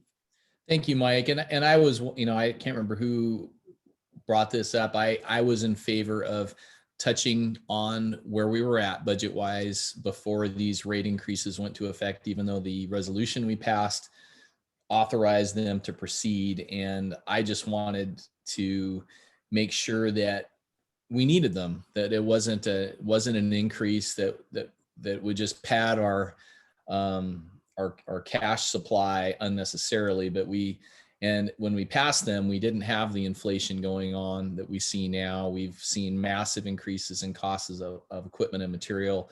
We've spread the rating, at the time we tried to spread the rate increase over time. So we spread it over 3 years, 22, 2023, and 2024, each in July 5th. I think the increases were roughly split evenly amongst those years. So we'll see a gradual increase in our costs, but as you say, we need it so we can make the necessary investments back in our capital infrastructure, and so we balance our budgets and don't get in a big hole.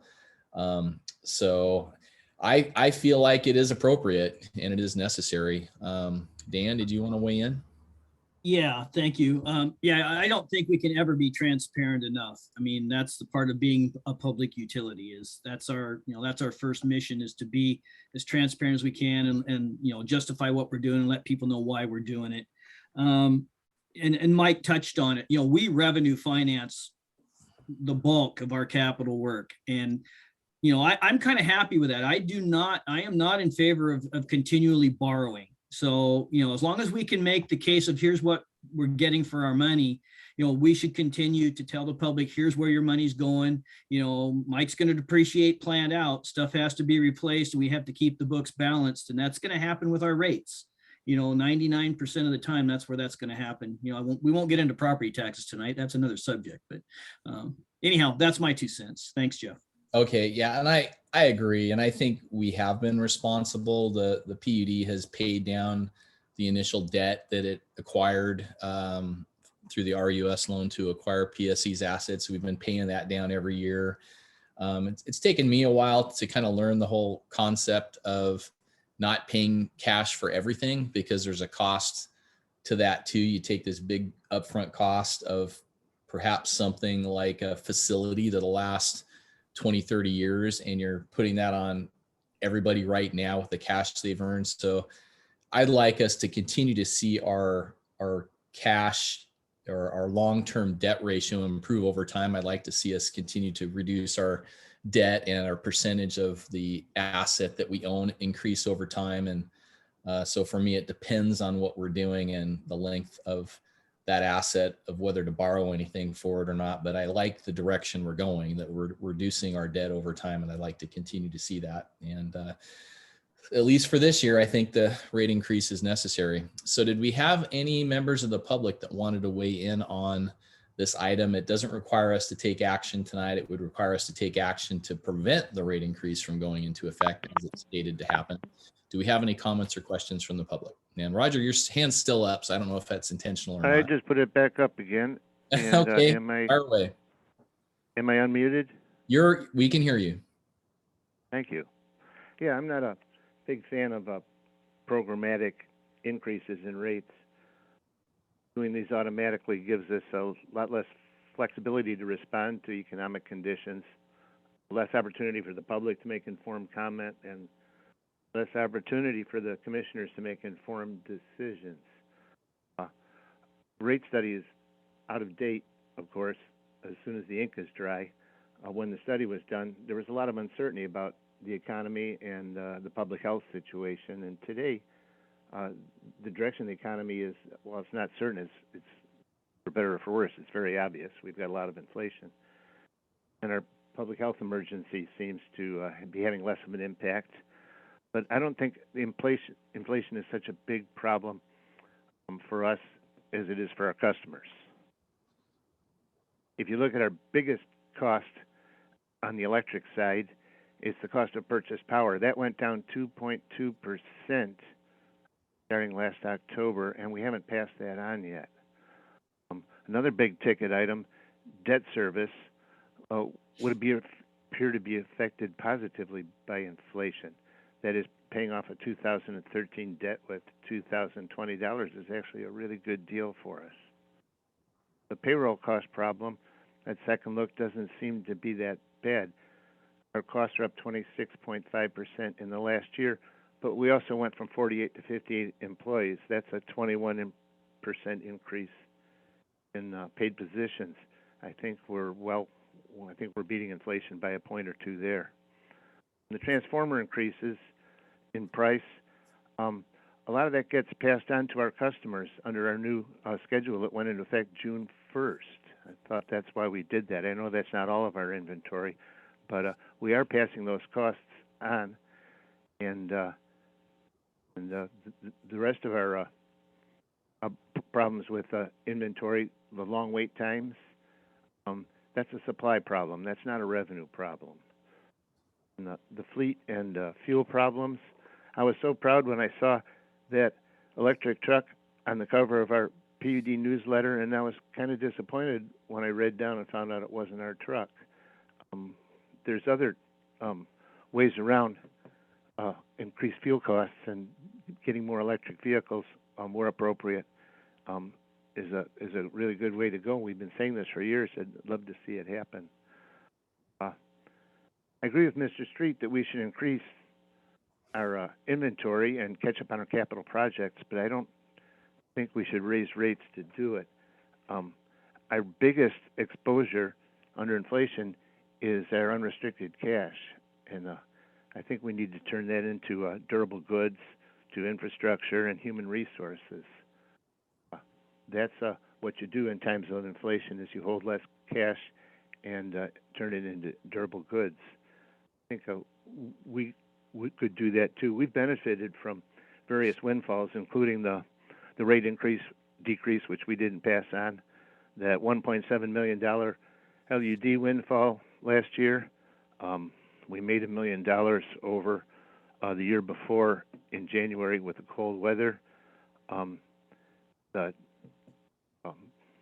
think that the situation is actually a lot better for our PUD than it is for our customers. All of those windfalls show up in our tier number, which is over 3 now. We've increased our payroll. Our net utility plant's up $5 million. But the reason we're still over 3 is because we're over collecting. We've been over collecting for years. I think we should just give it a break for a year, stay within budget, and see how we are after a year. And for heaven's sake, spend down some of that money, a couple million of it at least, because that's our biggest problem with inflation, is holding on to cash. Okay, Roger, you're at time. Thank you. All right. Any other comments or questions on this budget item? Going once, going twice. gonna Just, yeah, just for the record, I'm not sure I agree with all of Roger's assumptions and numbers there, just for the public's benefit. We could probably have an argument for a long time about that, but just to kind of square the books a little, I think a few of those numbers might not have been accurate. Well, and I was going to respond a little bit in that we don't have the RUS Form 7 report this time, and kind of where we are with our cash reserves we did at the last meeting. And, you know, there's a big difference between where we are now and where we were a couple of years ago in our cash reserves. And we're actually a lot thinner than I'm comfortable with. And we have had conversations, you know, in the past, we've always had, what is that reserve number, Kevin? Is it 3 months of operating reserves? And it's like $10-11 million, something like that. You know, we've been having these conversations about not having that money and going to, well, we can borrow the money. You know, we've got a line of credit. We could borrow the money to do 3 months of no revenue coming in. So we used to be up to where we had like 18 million of unrestricted reserves. So we had cash, plus we had the cash reserves for 3 to 4 months of operations. Now we, you know, barely have the 3 to 4 months of operation money. So I see it a little bit differently, Roger. We have spent a lot of cash on things. And I thought our unrestricted funds were over 7 million. I'm not talking about restricted, I'm talking about unrestricted. Well, I don't have those numbers in front of me, and Mike can tell me if I'm wrong, but let's please not get into a debate here. You had your say, so we're just kind of responding a little bit. I feel like we need the rate increase, because if anything, things are worse than when we had the rate study done. Our costs are higher, and we don't want to get into a situation where we have giant rate increases happening because we're really hurting. And I think Kevin does an amazing job of postponing. You know, he really focuses on capital improvement projects that save us money in the long run, and he does postpone them from time to time so that we don't have to raise rates higher or borrow money more. So we've really got a good captain at the wheel, in my opinion, to try and keep us from doing things. But you know, this PUD had flat rates for many years since our electrical operations, and this will be one period where we've got 3 years of rate increases scheduled. And if things change, and I agree with you, Roger, I think electrical consumption is going to continue to go up, and our revenues will continue to go up. So I agree with you there. I don't think we're going to conserve ourselves to death. And I believe that the FCS did include some of those BPA cost savings, but those are, you know, those come and go. I mean, I think we're going to see, BPA is so dependent on snowpack and snowfall. And we've been fortunate, it appears this year and last year, with good snowpack and good flow and so forth, but they're almost maxed out on their debt. And, you know, I don't know that we can count on seeing those kinds of rates being passed on by BPA. We're undoubtedly going to see increases because they've got to make improvements in transmission and everything else. But bottom line, I think we're being responsible, and I think we're trying to keep the rate increases low, and we are looking at the low income customers to try and improve those credits and expand our low income class. So I think we're doing the best we can. Dan, did you have anything more to say? Yeah, you touched on a little bit, BPA, there's spill surcharges, and, they average, a lot of the time they advertise averages. We might be the beneficiary one time, but it may not be at the same level everybody thinks it is. Next time we might be spending more. So yeah, we can't be knee jerk, I would say, even year to year with that. That's why the rate study, that's why we do those. They take a lot of that into account. And if there's a need to revisit that, we can. But ultimately, and this goes back to when Mike was giving his presentation earlier, why I brought up the fact that, we're a utility of policies. We have a financial policy and a risk management policy, and those things require us to meet certain criteria. And we can fudge that. We can say we're going to get there in 3 months or 6 months, but we need to kind of use those benchmarks and those markers and to stay on course here. So again, we could have the debate all day long about, everyone's individual take on things, but I'm comfortable with where we are and where we're going. And at the rate increase at this point in time, I don't I don't see a reason to rescind it or pause it or whatever. Hey, Mike, just for a factual thing, since, both Roger and I were bringing up the cash reserves, I know this is hitting you kind of blindsided. Are you able to give us a report now on where we are with our cash reserves and to what extent that 3-month cash reserve for, if we had no revenue coming in, where that is, if that's an unrestricted or if that's an restricted? Are you able to give us just a little mini report right now on cash reserves? And you're muted if you're trying to talk. No, I was trying to actually get it pulled up here. Okay, and just a second here. I'm hitting you cold with that, so I apologize. I was going to try and look back at our last meeting because you had the summary of that in the last agenda packet. And one other thing about the BPA rates, you got to remember, and it's not the same percentage. It's energy versus transmission. A lot of the time, those are in opposite directions. Transmissions is a lower cost, but it might show a increase while the energy is showing a decrease. So there's a lot of balance that goes into what comes out of BPA. Yeah, even Mike, if you just looked at the last report, so I think that's what I was getting pulled up, so I could June have it right on the top of my head. Yeah. So in the bank, we had $9.2 million. Of that, 1.5 was restricted and 7.7 was non-restricted, which that does not meet the 90-day cash reserves for unexpected costs. With the line of credit of $5 million from CFC, we exceed it by $2 million. Yeah, so that was my point, and thank you, Mike. So we have 7.7 of unrestricted, and the 3-month cash reserve for no revenue coming in was something like 10. So we don't even have the money in the bank to cover our normal cash reserve policy. So I think we absolutely need to proceed with this. Yeah, but 600,000 in property taxes every year. It doesn't take long to throw that at that reserve. Thanks So, for that comment. I'm just going to jump in here. I have been and continue to be concerned about our cash reserves. We have a lot of long lead items. We're purchasing extra materials. There's a lot of costs going out right now that take our cash reserves. Doesn't mean our tier's going to go way down. There's a lot of things that play into this. One of them that Mike and I spend a ton of time on is cash reserves, how and when you spend your money. Those are things that we have to watch closely, and that's where the rate increases. They are important. We spent a lot of time with FCS, so I do think it's a needed thing, and we watch those closely, and our cash reserves are going down because of things going on in the world beyond our control. So yeah, so I think we've debated that one pretty well. Dan brought up the property tax thing, and without Ken here to referee, we just would ping pong that one all over the place. So I'm going to have us move on past that one. I appreciated the comment though, Dan. Is there any other members of the public that wanted to weigh in on the rate increase? It doesn't sound like the commissioners want to change the action that's scheduled, which is the rate increase would go into effect July 5th as scheduled. Are there any other comments or questions? Okay, I'm seeing none. So I'm going to move us on to poll attachment rates.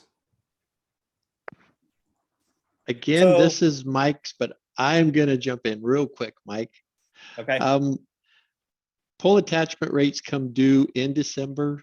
We will revisit this in the future. This is a item that needs to be looked at, but it is very preliminary numbers here, and we have a lot of time to bring this rate up to be worked on. Is my 2 cents. Okay, Mike, jump in. Okay, I'm trying to get my graph pulled up here because I lost it since I went and looked at the other thing. So just in what we were talking about over the last couple of times, we brought up about the poll attachments and how we do get revenue from the poll attachments. We did an increase in 21. We have another one scheduled here for 2022. We'll have to then be coming forward either later this year or early next year with another one. So back in 2020, when FCS did the rate study for us, we were at $12.45 per attachment that we billed, which it gave us about $145,000 in revenue. The board did approve in 2021 to increase that to $16.45, which gave us about $195,000 in revenue. And then in 2022, it will jump up to $22.45, which it's about $266,000 in revenue. And that's to help maintain those poles that they're attached to, because it does add extra wear and tear to the poles. We have to help make sure that the right of ways are cleared, stay cleared, the tree trimming, it helps cover our costs for that. So this graph shows in 2020, I didn't go out and grab all the new updated rates, but it shows the 3 PUD rates compared to 2020 rates of other PUDs. So you can tell we were the lowest. We were still the lowest in 21. In 22 here, we kind of jump up to the high middle end. I did reach out to Sergey with FCS, and they didn't go out past 22. It's kind of more of a forecasting thing. They don't do a lot of predictions on it. So we will have to revisit it in early 23 to start the process of what we think 23 rates would go. But this is more, again, this is already approved. I don't have the resolution in front of me that we approved that one. So just kind of a reminder of where we're at on pole attachments and the revenue that they do bring in, but that's just to help cover our costs on those. Commissioner Tupper, you have a question? Yeah, just for Jeff and Kevin, and Ken's not on anymore. In full disclosure, I talked to Mike earlier today and asked him to reach out to Sergey, because I think there's a graph missing or a rate schedule missing that I know we saw somewhere along the way, showing what our cost of service should look like. And I think it would be helpful to get that. I don't think I'm mistaken. I hope Sergey can find that.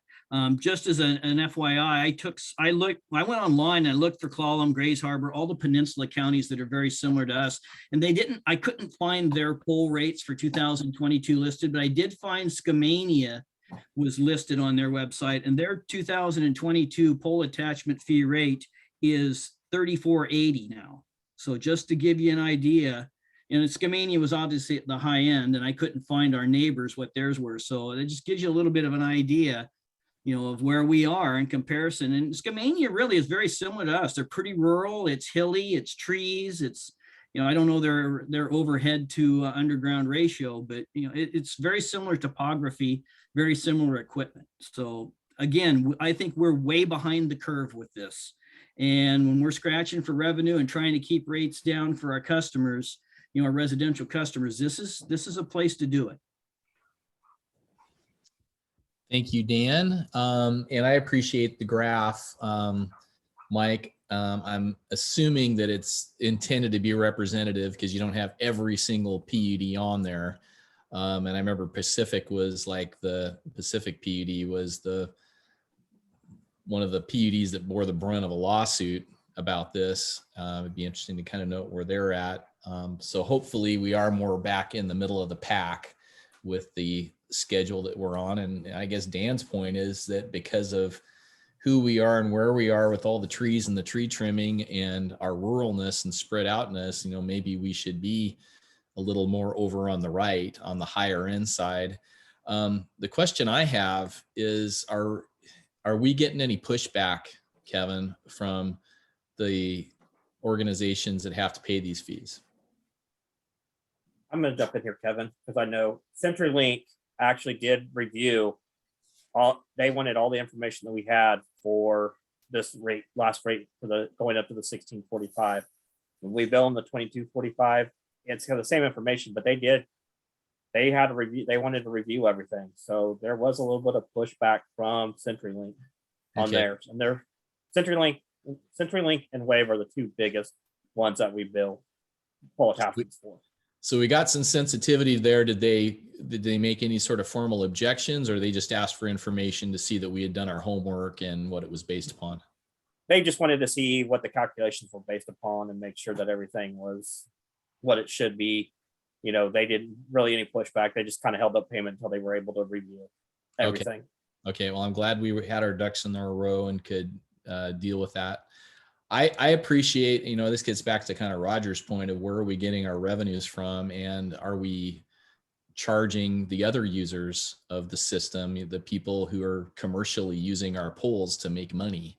And of course, they pass their costs on to the consumers too, but we're the ones who have to maintain the poles and everything else. So I appreciate that we've made these increases. And I guess next time when we have our next rate increase, or not rate increase, when we have our next rate study done, I'll be kind of asking the questions too, you know, that Dan's asking, who are we most like? And should we be, you know, a little more over to the right on the higher end because of our geography and so forth. But I'm comfortable with the way things are now.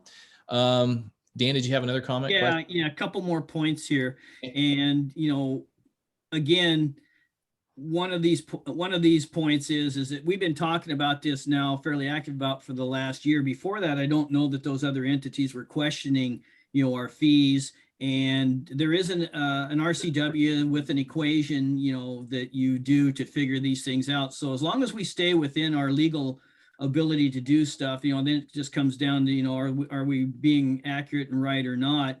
And, you know, one of the commissioners from another utility told me in the past, if they aren't complaining, you're not charging enough, right? I don't say that glibly.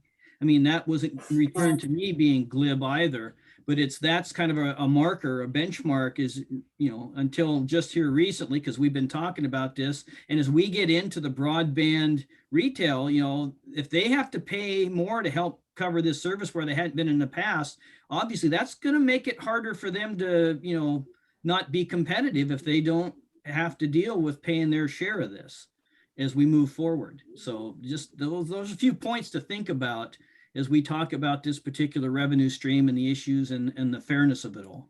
Okay, thanks, Dan. And again, what we have before us is just a review of the pole attachment rate schedule we have. We have passed a resolution that does increase these over time. So again, my understanding is we don't have to take any action tonight. This is really more of a review of where we're at and where we stand in relationship to other utilities. Joel, did you have a comment or? I did. I guess I just want to make it clear that, you know, there's as you just stated, Commissioner, these rates were recommended to us by a consultant. We brought in the lawyer, Don Cohen, who represented Pacific County PUD to look at the actual calculations in the statute. And so there's nothing arbitrary about how we set these rates. We were very, very specific about it. So I just want to be clear about that. Thank you. Thank you. And I appreciate that we've been doing our due diligence on this. Dan, did you want to have another comment? Yeah, one last, again, I'm hoping Sergey comes through with, is my recollection that we got a cost of service recommendation and we lowballed it. We went short of what the recommendations were. I just want to make sure we don't lose sight of that. Now, I could be wrong. Maybe I'm remembering incorrectly, but it seems to me that we made a choice to go lower than what was recommended. So Dan? This is a direct question. So when we did the rate study and when we talked about the pole attachments, what did we get? Do we have that information, and can we kind of go over that a little bit again? We will at future meetings. We did phase this in, and there is room for us to go up. And I think we really need to look at us going up. But again, it is based on the cost. So the 16 was low, the 22 was low, but they gave us a range. And that will be a future discussion, but we do need to look at increasing these rates based on the FCS study. I mean, my recollection, Dan, was that the range they gave us, the upper end was a pretty big jump. And I think the concern I had was just the shock to Wave and CenturyLink and others paying pole attachments and the potential of getting into a a tussle with them, but rather than to have it go up over time, let them pass along the cost, but get up to where we should be over time. That's my recollection, but go ahead if you had another point to make. Well, yeah, I'm not going to disagree with that, but my point is once you've fallen behind, when it comes to replacing poles and getting, and inflation weighs in, you no longer have that luxury sometimes of phasing things in. You need to be getting the revenue. And I'm not going to say you're going to catch up, but you need to close that gap. And I think we're in a point where we need to start closing a lot of those gaps. I think that's part of what Beckett Point is kind of about, and some of the water rates and even the electric rates. We're supposed to be nonprofit. But we obviously cannot operate at a loss. And when we start to do things where we're operating below the curve, that's just, you're digging yourself a hole that you'll never get out. Okay. Kevin, did you have anything to add? It just says the recommendation is from staff is to continue with the rates that we have set to go ahead with the rate increases. And these will increase over time too, at the same rate that we passed on the other. So we'll see increases in 23 and 24 also. I think you might be muted. We have, when these rates were published, we let CenturyLink and Wave know. We would need to make a decision prior to December if we're going to increase them in 2023, because they pay a year behind. So we will bring some more information to the board to see what direction to take. This is information only. This is where we are today. And I hesitate to bring FCS in here again. I think we can bring back their information, present it to the board, and get a path forward. Again, they did us a great job, but I don't think we need to spend the money for them to rehash things for us. Yeah, I mean, it's possible that there really isn't a bunch of additional information that's needed for them to justify a new study, that we can just take what they've already done. And I guess my recommendation is, why don't we fold that into the budget process? Why don't we, and really, I think that's what Dan's saying too. They provided us a bunch of information. And if you're saying we've only scheduled one rate increase on pole attachments, let's bring that info back, roll it into the budget process, and consider looking a little further out, and maybe, get to the higher end of that over time. How does that sound, Dan? Yeah, it definitely, we need to have an open dialogue on this and really know the numbers. And like I said, especially, when it comes to the retail broadband, it's going to be competitive, and the right people need to be paying for the right things. And even if that's the PUD, we're tagging that on ourselves right along with everyone else in open access. Everyone needs to pay their part of this. I'm going to use this bad word, but I do not want to see us subsidizing broadband, whether it's private or publics, through the electric customers or the electric rates. And those poles are primarily electric, but the broadband needs to carry its water. So would you support the staff bringing this issue back as part of the budget process, just so that when they're presenting the overall budget, they cover this as a piece of that? Definitely. Okay, thank you. Okay, if there's no further questions from commissioners or comments, do we have any public comments or questions on this item of pole attachments? Going once, going twice. I'm not seeing anybody. Okay, so this does not require action, but we have given you guys some direction. Please dig out that portion of the FCS rate study which deals with pole attachments. Maybe summarize it, a bit in some bullet points, plus provide the original content. I think would be really good. Just excise that out of there and include it when you cover the budget in the future as a potential revenue, enhancement. So, okay. Thanks everybody. That was good. So the next item, bear with me. I think it was, I'll know for sure. Is it that flag issue? What do we got? Pleasant Harbor. Okay. Business flags on light poles, item 9.6. What is this and who's leading it? I will lead this. This is real quick. I'm going to put the pros in and Joel's going to do the cons. Because I have visited with Joel on this. Downtown Port Townsend, the city in the past, we've allowed them to put things on the poles. For example, they put hanging baskets during the summer. These poles were designed for that. In the winter, we've allowed them to put some lights on the poles, some stars. And how these poles work is the city pays for the poles, and then we take them over. And then if a pole fails, we're responsible to replace it. So we both have a little jurisdiction on these poles. In this particular case, they want to put flags, American flags, on the poles 5 times a year. And who is they, Kevin? The city has been requested by, I believe it was Rotary, approached the city to say, hey, we want to do this 5 times a year. Now, there's an RCW that does restrict usage on poles. And it's a safety reason. On these particular light poles, we don't climb them, we use a bucket truck, and they were designed to have additional things hung on the poles. So in the past, certain things we've allowed the city to do.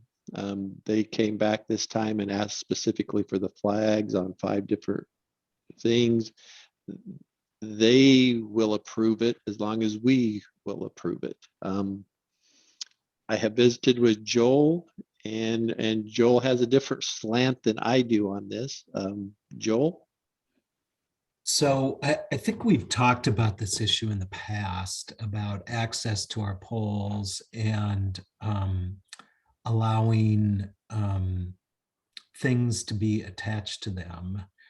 And, it implicates the First Amendment through the 14th Amendment.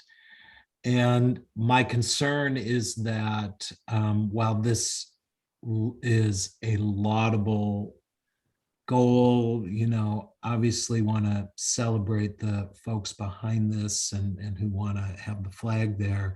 The problem is then, when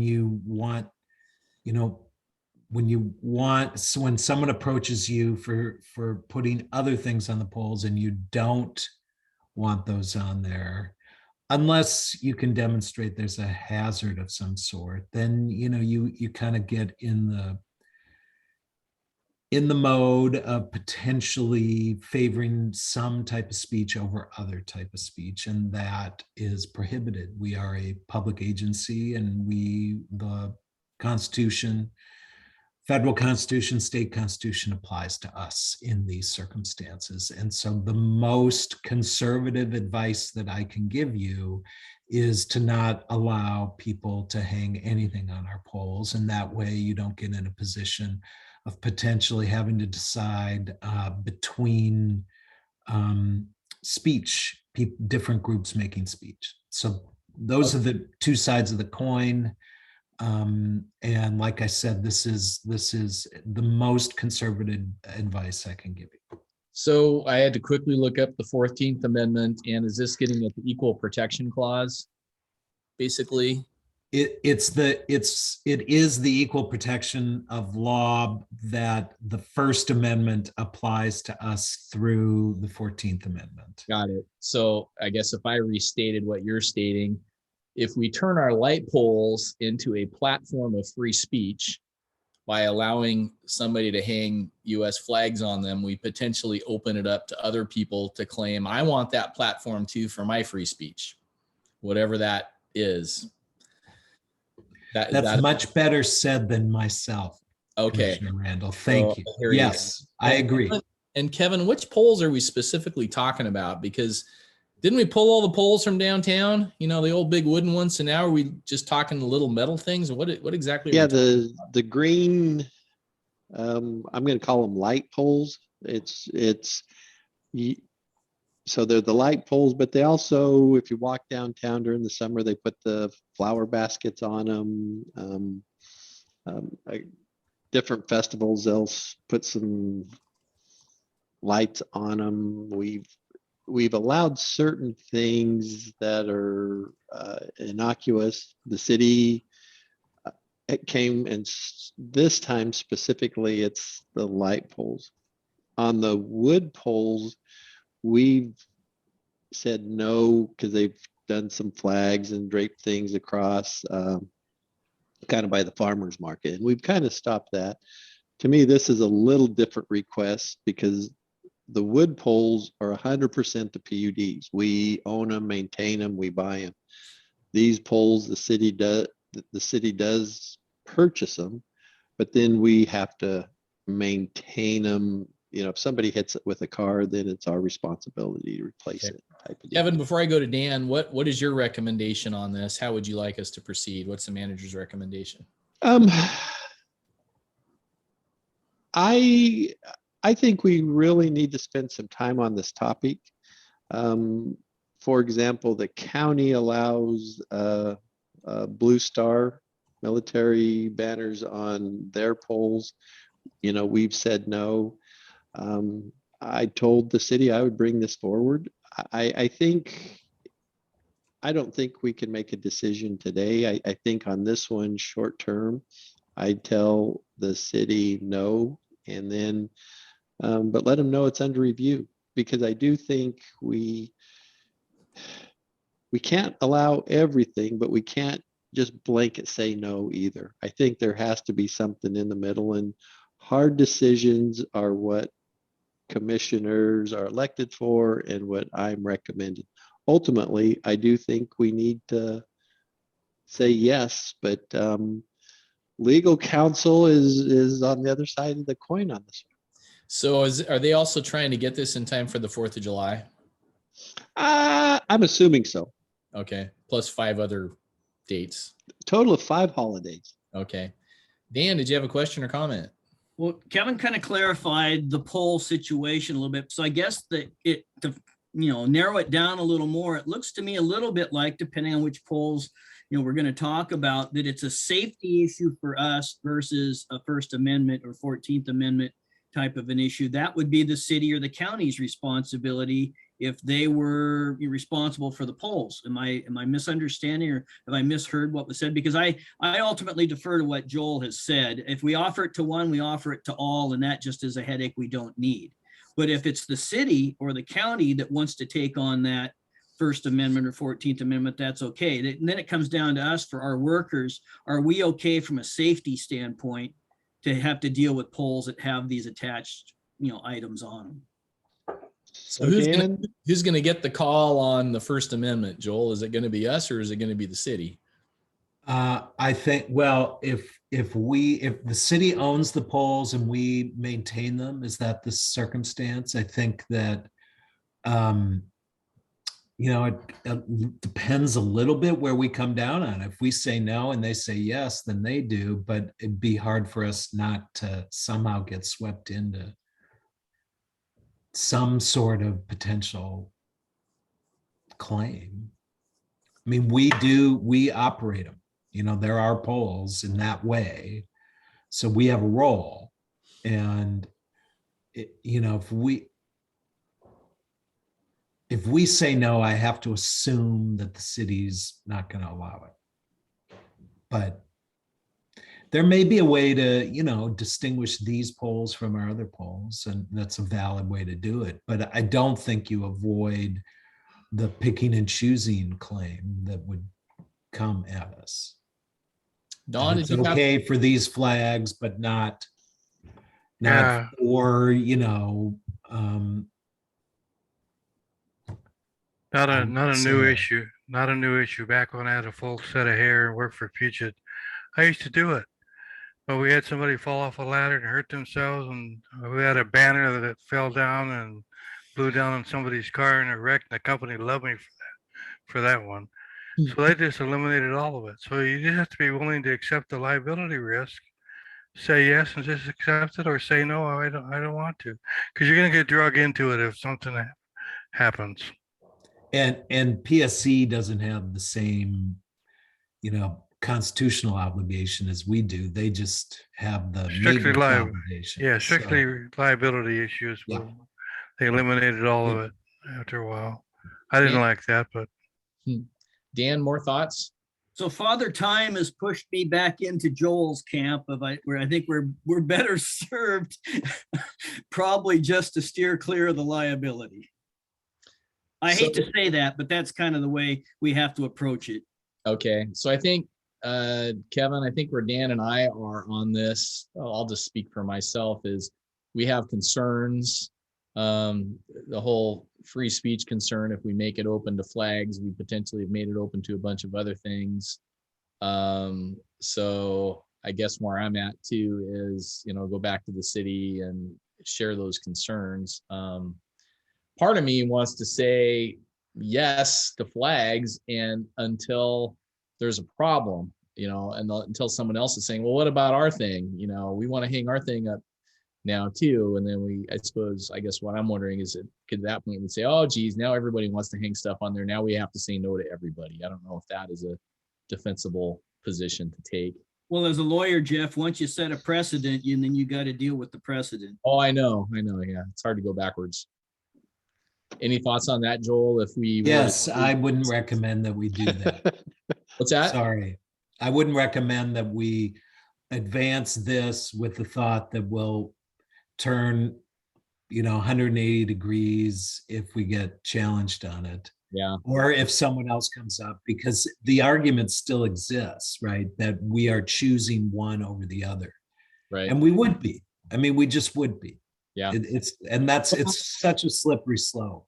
There's so many opportunities for people to display things and their messages. And I thought this was like business flags or something. And I thought, I definitely don't want to see us taking our light poles and turning them into commercial speech, because that's about a sign code issue. But there's you see flags all over the place. Every other car has got it plastered on them somehow, Yes. From shirts to people to paint. Banners. Should we make our light poles a platform of speech? And it seems like in America, almost everything's a platform for speech. So I'm okay saying, no, let our light poles be light poles, other than, maybe a flower basket or some Christmas lights or something. Those don't really involve speech. They're holiday things. And a flag is sort of like that, but it's kind of pushing into the speech area. Well, the flowers could hit you in the head when you're walking down the sidewalk, or they could distract the driver, Jeff. So I got a geranium in my eye. Yeah. Jessica, did you have a comment or a question?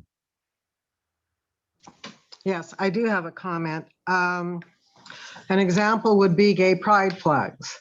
And recently in Burien, they had a bunch of gay pride flags up, and someone stole them. The community's gotten together and raised money and bought a bunch more. However, you would then run the risk of somebody climbing the pole to get to the flag and possibly falling and injuring themselves. And as much as it would be their fault, litigation could easily ensue in something like that. So I think you're headed in the right direction. Yeah, it's interesting too, those white objects that were installed by, I think it was Main Street in different places, how those became things that all of a sudden speech was appearing on. And so, yeah, you enter the arena, and I just feel like we got enough on our plate, man. We don't need to bite that one off. And I admire the goals of the organizations behind it, that they're trying to, celebrate and recognize people who are out sacrificing and everything else. But it just sounds like we don't want our polls to be a speech platform, and there's lots of other opportunities for folks to do that we have other business to attend to. So, Dan, anything else? No, I've had my minute of levity for the evening. We're getting close to the end of our third hour, so I'm good. Thank you. Do we have any other public comment or questions on the issue of using our light poles for flags or other speech? Going once, going twice. Okay, well, it is 5:49 and we have been at it since 3 o'clock. We have completed our action. There's new business, but there's nothing on there. So if there's no other business for tonight, seeing none, I will say we are adjourned at 5:49. And thank you, everybody, and have a lovely evening. Thanks, Thanks, everybody. everyone. Thanks, everybody. Thanks, guys. Have a good night. Appreciate it.